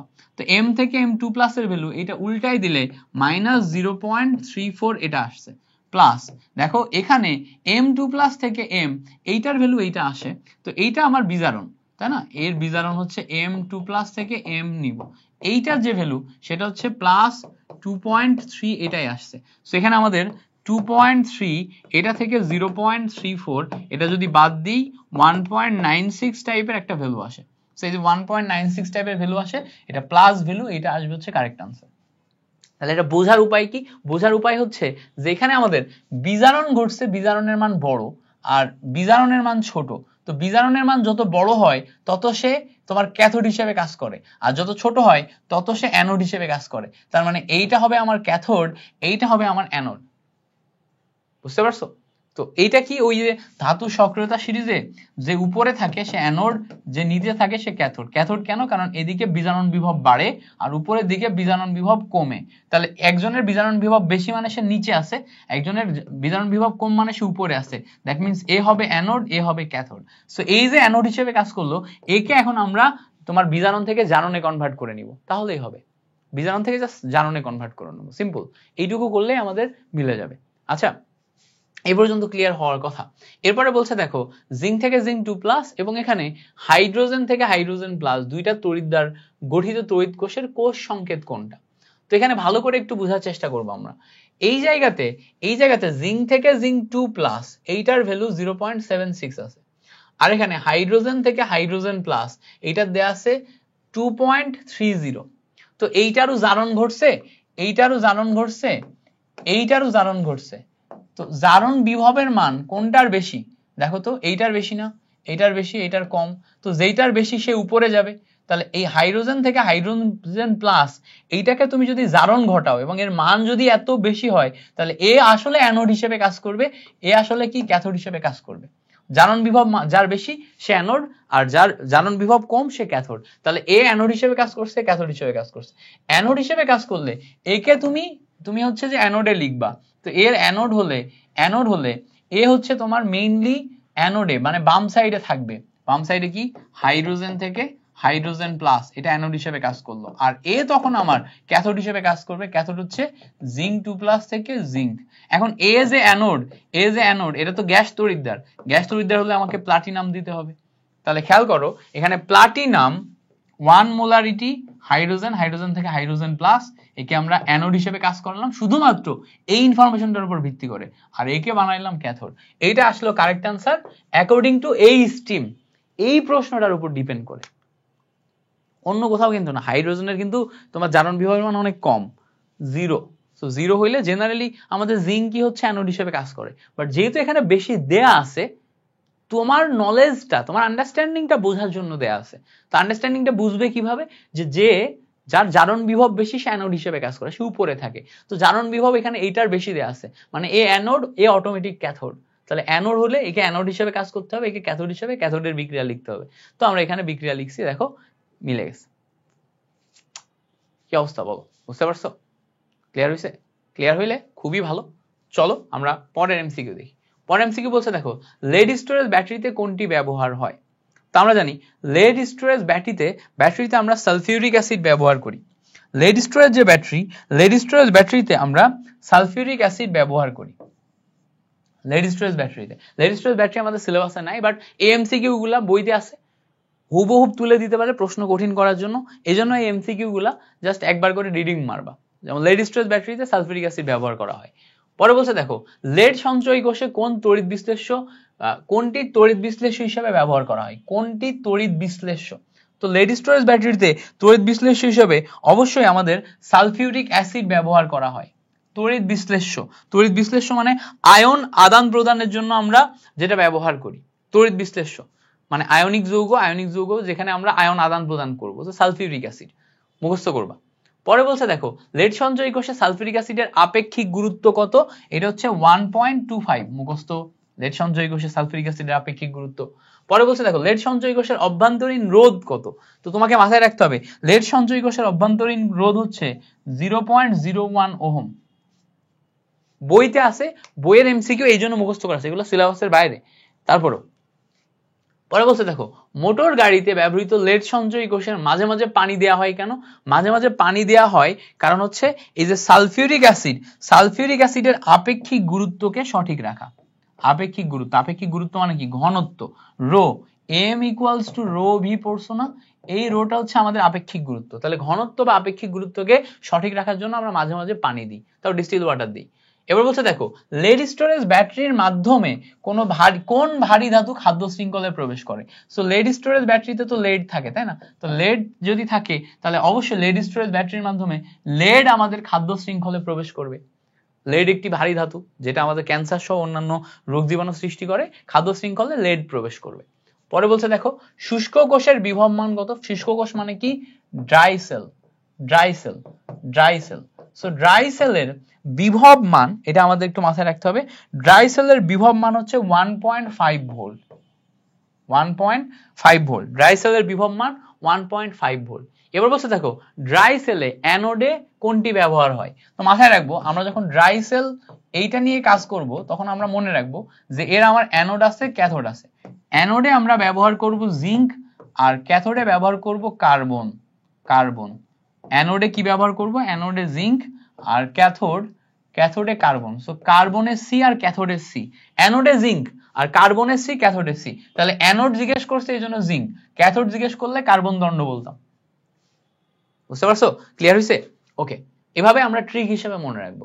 পরে বলছে দেখো লেড স্টোরেজ ব্যাটারিতে ব্যাটারির সংকেত বা ডায়াগ্রাম কোনটি।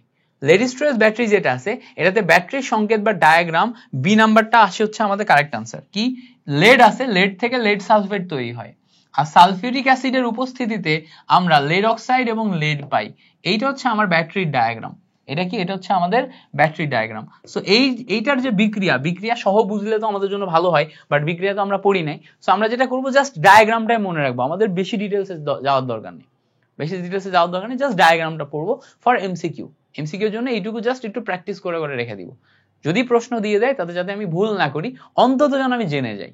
ওকে, এই সাইডটা আমার অ্যানোড হিসেবে কাজ করছে, এই সাইডটা আমার অ্যানোড হিসেবে কাজ করছে, আর এই সাইডটা আমার ক্যাথোড হিসেবে কাজ করছে। সো অ্যানোডে আমার জারণ ঘটবে, ক্যাথোডে বিজারণ ঘটবে। এই ঘটনাটা এখানে ঘটে। কিভাবে জারণ ঘটে? দেখো এই জায়গাতে আমার এখানে 0 আছে, এখানে আসে হচ্ছে +2। বুঝতে পারছো? আর এখানে দেখো এখানে আমার +4 আছে, এখানে হয়ে যায় 0। এই হচ্ছে আমাদের কাহিনী। একটা জারণ, একটা বিজারণ, একটা অ্যানোড, একটা ক্যাথোড হিসেবে কাজ করে লেড স্টোরেজ ব্যাটারি। কোনটা রিচার্জ করা যায়? সো আমরা জানি লিথিয়াম আয়ন যে ব্যাটারি আছে এটাকে রিসার্চ করা যায়। লিথিয়াম আয়ন ব্যাটারিকে কি করা যায়? রিসার্চ করা যায়। So lithium ion battery research করা যায়, এটা মাথায় রাখবো। ওকে, সো লিথিয়াম আয়ন ব্যাটারি এটাকে রিসার্চ করা গেল। এই এমসিকিউটা আমরা বুঝতে পারলাম। পরে আসো বলছে নিচের কোন ব্যাটারি হার্টের পেসমেকারের জন্য ব্যবহার হয়। এটা মাথায় রাখবো। লিথিয়াম এসভিও যে ব্যাটারি, মুখস্থ, লিথিয়াম এসভিও যে ব্যাটারি এটা আমরা হার্টের পেসমেকারের জন্য ব্যবহার করি। পরে বলছে দেখো হাইড্রোজেন ফুয়েল সেলের ইএমএফ কত। হাইড্রোজেন ফুয়েল সেল এইটার ইএমএফ হচ্ছে 1.23 ইলেকট্রন ভোল্ট। তো হাইড্রোজেন ফুয়েল সেল যেটা আছে এটা কিন্তু পরিবেশ বান্ধব, ঠিক আছে, পরিবেশ বান্ধব, এবং এটাকেই 1.23 ইলেকট্রন ভোল্ট বা ভোল্ট হচ্ছে আমার এনার্জি দেয় বা ইএমএফ দেয়। ওকে, পরে আসো, পরে বলছে হাইড্রোজেন ফুয়েল সেলে অ্যানোড এবং ক্যাথোড হিসেবে কোনটি ব্যবহার হয়। অ্যানোড এবং ক্যাথোড হিসেবে তো আমরা মাথায় রাখবো হাইড্রোজেন ফুয়েল সেলে অ্যানোড এবং ক্যাথোড হিসেবে গ্রাফাইট বা কার্বন এইটাকে আমরা ব্যবহার করি। অ্যানোড ক্যাথোড উভয় হিসেবে আমরা গ্রাফাইট বা কার্বন ব্যবহার করি। এই সাইডেও গ্রাফাইট, এই সাইডেও গ্রাফাইট। সো হাইড্রোজেন ফুয়েল সেলে যখন কথা বলছি তখন গ্রাফাইট বা কার্বন এবং 1.23 ভোল্ট এটা হচ্ছে আমাদের কি বিভব। মুখস্থ, ইনফরমেশনটা একটু মাথায় রাখবা। আচ্ছা, পরে বলছে দেখো ফুয়েল সেলের ক্যাথোডে জ্বালানি হিসেবে কোন গ্যাসটি ব্যবহার করা হয়। আমরা যখন ফুয়েল সেল নিচ্ছি তখন ক্যাথোডে জ্বালানি হিসেবে আমরা অক্সিজেন ব্যবহার করব। জ্বালানি হিসেবে আমরা কি ব্যবহার করব? অক্সিজেন ব্যবহার করব। অক্সিজেন গ্যাসের মাধ্যমে আমরা জ্বালানি পাচ্ছি ফুয়েল সেলের ক্ষেত্রে। আবার হাইড্রোজেন ফুয়েল সেল ওই জায়গাতে। ওকে, এবার বলছে দেখো নিচের কোন ফুয়েল সেলে তরল ইলেকট্রন থাকে না। তরল ইলেকট্রোলাইট থাকে না হচ্ছে পিএমএফসি। পিএমএফসি মানে কি? পিএমএফসি মানে প্রোটন ইলেকট্রন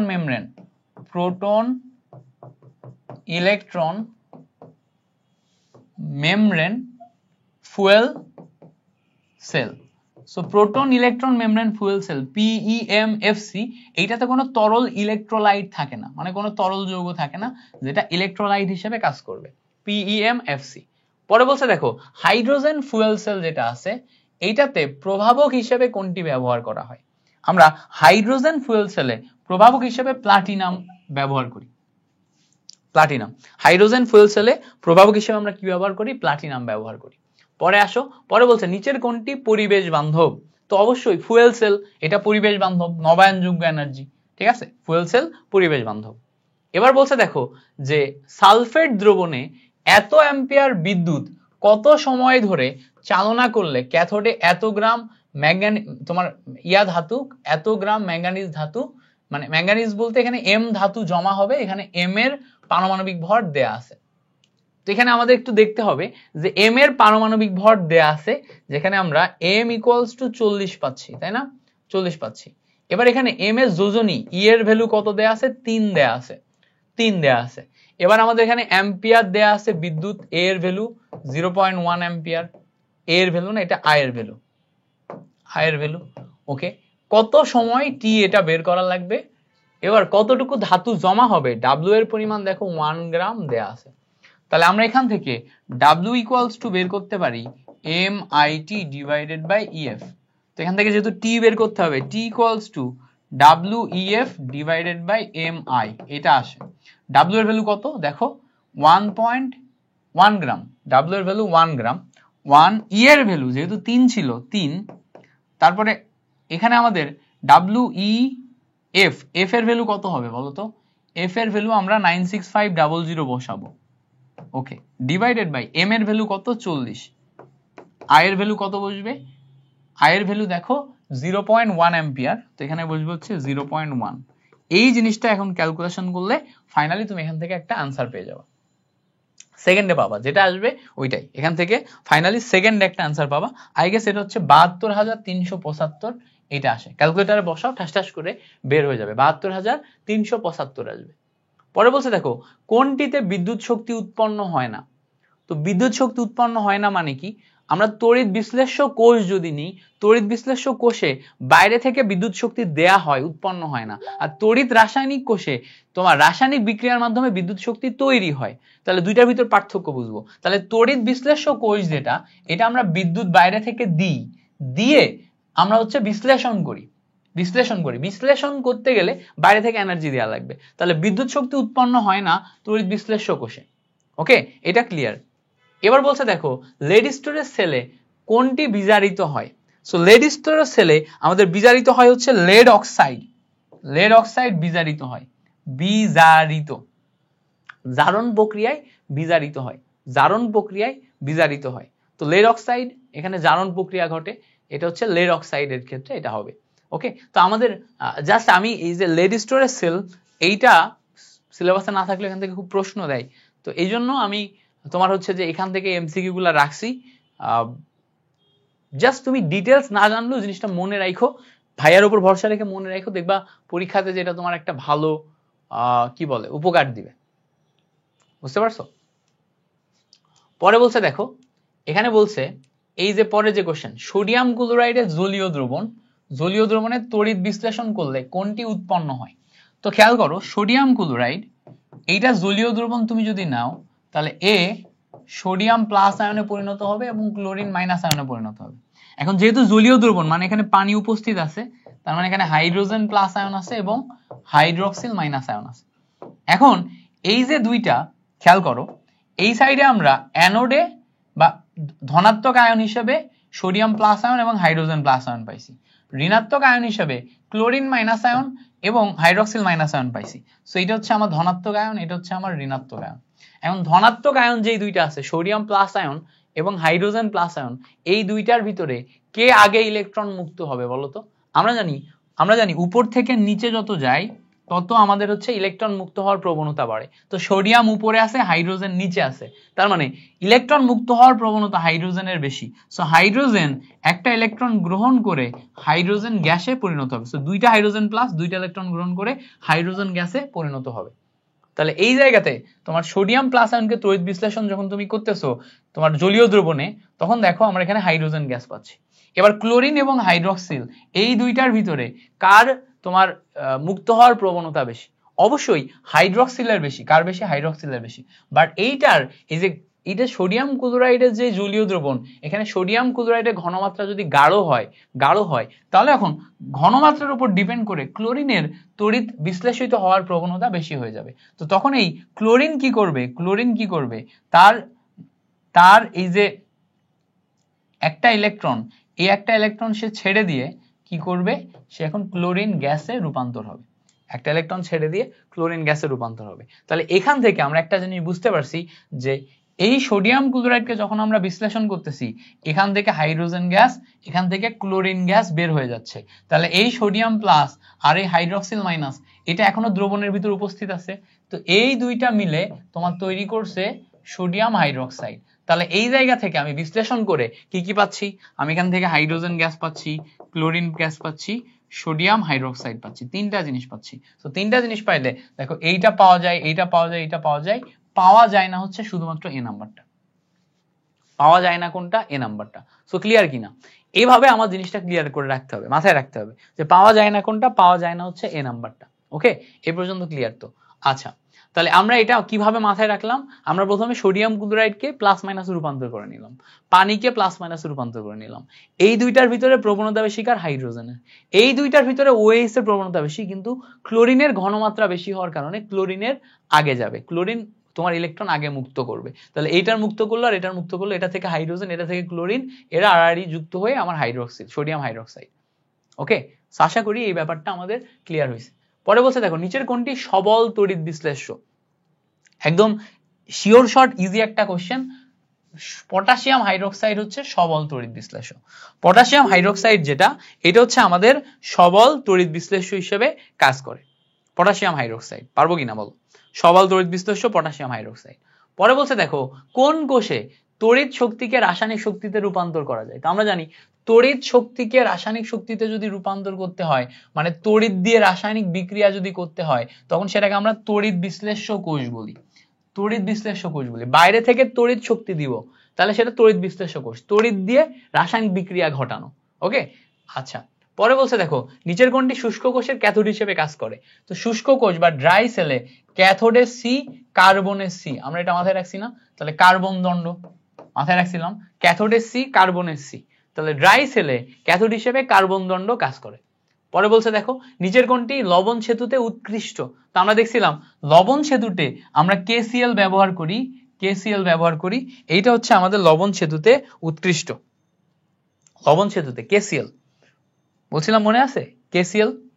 KCl বলছিলাম, এবং পটাশিয়াম সালফেট বলছিলাম, অ্যামোনিয়াম নাইট্রেট বলছিলাম, সোডিয়াম সালফেট বলছিলাম, এগুলো হচ্ছে আমার লবণ সেতুতে উৎকৃষ্ট এক একটা।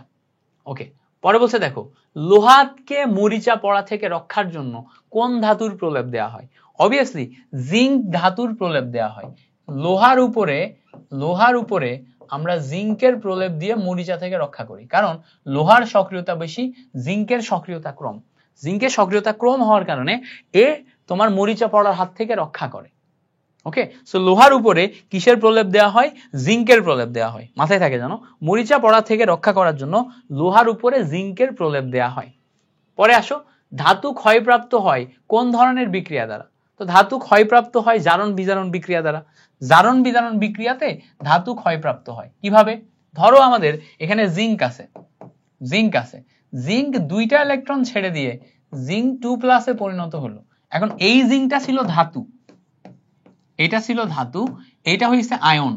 তাহলে এই ধাতু যখন আয়নে রূপান্তর হলো, এই ধাতু ক্ষয় হয়ে গেল।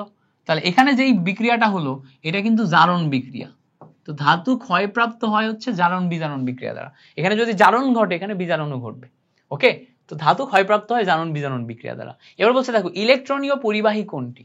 ইলেকট্রনীয় পরিবাহী মানে কি, ইলেকট্রনীয় পরিবাহী মানে হচ্ছে যারা ইলেকট্রন আদান প্রদান করতে পারে। তো ধাতব পরিবাহী হচ্ছে ইলেকট্রনীয় পরিবাহী, বুঝছো, ধাতব পরিবাহী। তাহলে দেখো কপার ধাতু যেটা আছে এইটা হচ্ছে ধাতু, ফলে ইলেকট্রন আদান প্রদান করতে পারে, ফলে এটা ইলেকট্রনীয় পরিবাহী। এইগুলা যেগুলো আছে যেমন iron sulphate, sodium chloride, copper sulphate, এগুলা সব তোমার হচ্ছে আয়নিক পরিবাহী বা তড়িৎ বিশ্লেষ্য পরিবাহী। এ আয়নে পরিণত হয়, সোডিয়াম প্লাস আয়ন, ক্লোরিন মাইনাস আয়ন, ফলে আয়নে পরিণত হইলে এ আয়নিক পরিবাহী হিসেবে কাজ করে।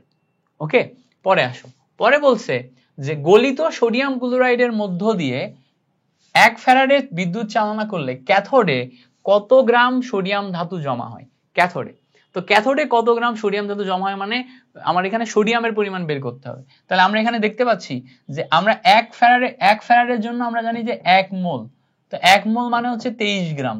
এভাবে আমরা বের করতে পারি যেখানে 23 গ্রাম হবে। বাট এটা আমরা নর্মালি যদি বের করতে চাই তাহলে কেমনে বের করব?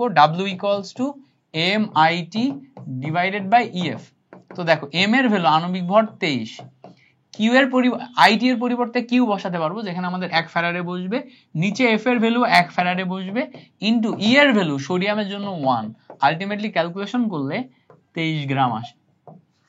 ক্যালকুলেশন করলে কত আসে? 23 গ্রাম আসে আলটিমেটলি এভাবে।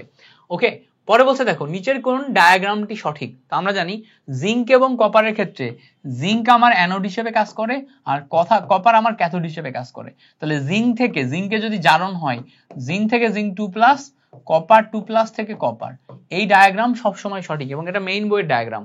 তো দেখো আমাদের ওই ড্যানিয়েল সেলে এটা সলিড, এটা অ্যাকুয়াস, জিঙ্ক থেকে জিঙ্ক 2+, জারণ ঘটছে অ্যানোড। আর এখানে দেখো কপার 2+ থেকে কপার 2 থেকে 0 গেছে, তো এইটা আমার ক্যাথোড হিসেবে কাজ করছে কারণ এখানে বিজারণ ঘটছে। সো বি নাম্বারটা আমার কারেক্ট আনসার। বইয়ের জিনিস, ইজিলি পারার কথা।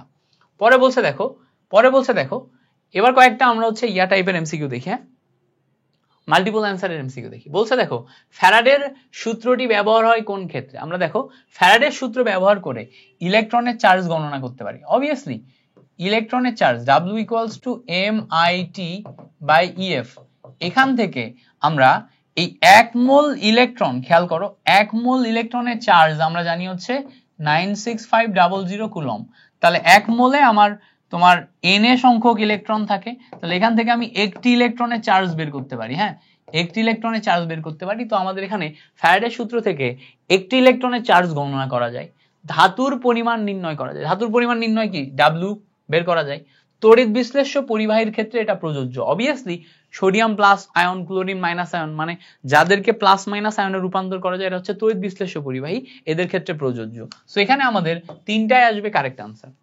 যদি বুঝে মুখস্থ করতে পারো খুবই ভালো, না বুঝলে ডিরেক্ট মুখস্থ করো, এই এমসিকিউ এর এই অপশনগুলা তোমার কাজে লাগবে। যদি বুঝতে পারো তাহলে তো খুবই ভালো, না বুঝতে পারলে ডিরেক্ট মুখস্থ করো, কাজে লাগবে। পরে আসো, পরে বলছে দেখো এই যে তিনটা আয়ন আছে খেয়াল করো, A+ এর জারণ সংখ্যা 1, B2+ এর জারণ সংখ্যা 2, C3+ এর জারণ সংখ্যা 3, এগুলার মধ্যে পৃথকভাবে 1 ফ্যারাডে বিদ্যুৎ চালনা করলে কি হয়? 1 ফ্যারাডে বিদ্যুৎ চালনা করছি। এখন চিন্তা করো আমরা 1 মোল A+ তোমার চার্জ মুক্ত হবে, তো A+ এর ক্ষেত্রে চার্জ মুক্ত হবে কয় মোল সেটা বের করতে হবে। তাহলে আমরা জানি N = QEF, Q এর পরিমাণ আমি 1 ফ্যারাড দিলাম, A+ যখন নিছি তখন E এর ভ্যালু 1, তাই না? এবার F এর ভ্যালু আমার 1 আসবে, সব মিলায় গুণ করলে এখানে আমরা 1 মোল পাই। তাহলে প্রথমটা আমার কিন্তু কারেক্ট আনসার যে A+ এর ক্ষেত্রে 1 মোল পরিমাণ চার্জ মুক্ত হবে। আচ্ছা, এবার যখন আমি B+ নিব 2 মোল B ক্যাথোডে জমা হবে, এটা ভুল, 2 মোল B ক্যাথোডে জমা হবে না। যখন আমি ক্যাথোডে জমা করতেছি এখানে আমি 1 মোল চার্জ মুক্ত করলাম, ঠিক আছে, চার্জ মুক্ত করলাম 1 মোল, ঠিক আছে। এবার আমি বি এর ক্ষেত্রে যখন আমি W বের করতে যাচ্ছি তখন 2 মোল হবে, বি এর ক্ষেত্রে 2 মোল হবে। ক্যাথোডে জমা কতটুকু হয় দেখি, আবারও আমরা N = QEF করব, এখানে আমরা 1 মোল বসাবো, E এর ভ্যালু 2 বসালাম, F এর ভ্যালু 1 ফ্যারাড, হ্যাঁ এখানে আমাদের 2 মোলই আসতেছে, 2 মোল আসতেছে।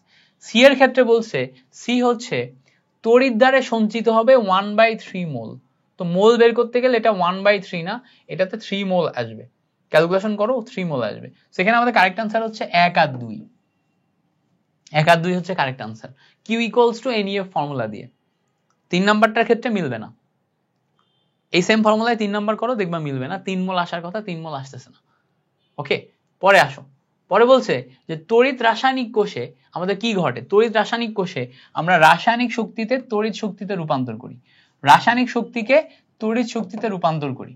ওকে, এবার এছাড়া রাসায়নিক শক্তিতে তড়িৎ শক্তিতে রূপান্তর করা ছাড়া তড়িৎ রাসায়নিক কোষে আমরা জানি অ্যানোডে আমাদের জারণ ঘটে, অ্যানোডে কি হয়? জারণ ঘটে, আর ক্যাথোডে আমাদের বিজারণ ঘটে, ক্যাথোড বিজারণ। তো আমাদের যখন আমরা রাসায়নিক ইয়াতে যাই তখন দেখা যায় কি তড়িৎ রাসায়নিক কোষে অলরেডি আমাদের জারণ যদি ঘটাইতে হয় তো আমরা অ্যানোড ধরো অলরেডি প্লাস অবস্থায় আছে, ক্যাথোড মাইনাস অবস্থায় আছে। তো অ্যানোড আমাদের এখানে যেটা হয় প্লাস অবস্থায় থাকলে সেখানে জারণ সম্ভব হয়, ফলে অ্যানোড হয় আমাদের ধনাত্মক, বুঝতে পারছো? অ্যানোড থেকে মুক্ত ইলেকট্রন বর্তনীতে প্রবাহিত হয়, অ্যানোড থেকে মুক্ত ইলেকট্রন বর্তনীতে প্রবাহিত হয়, এইটা কারেক্ট আনসার। অ্যানোড আমাদের ঋণাত্মকই হয়, অ্যানোড থেকে মুক্ত ইলেকট্রন বর্তনীতে প্রবাহিত হয় মানে কি? মানে অ্যানোডে আমাদের জারণ ঘটার কথা, অ্যানোড থেকে মুক্ত ইলেকট্রন বর্তনীতে আমাদের প্রবাহিত হয়। ওকে,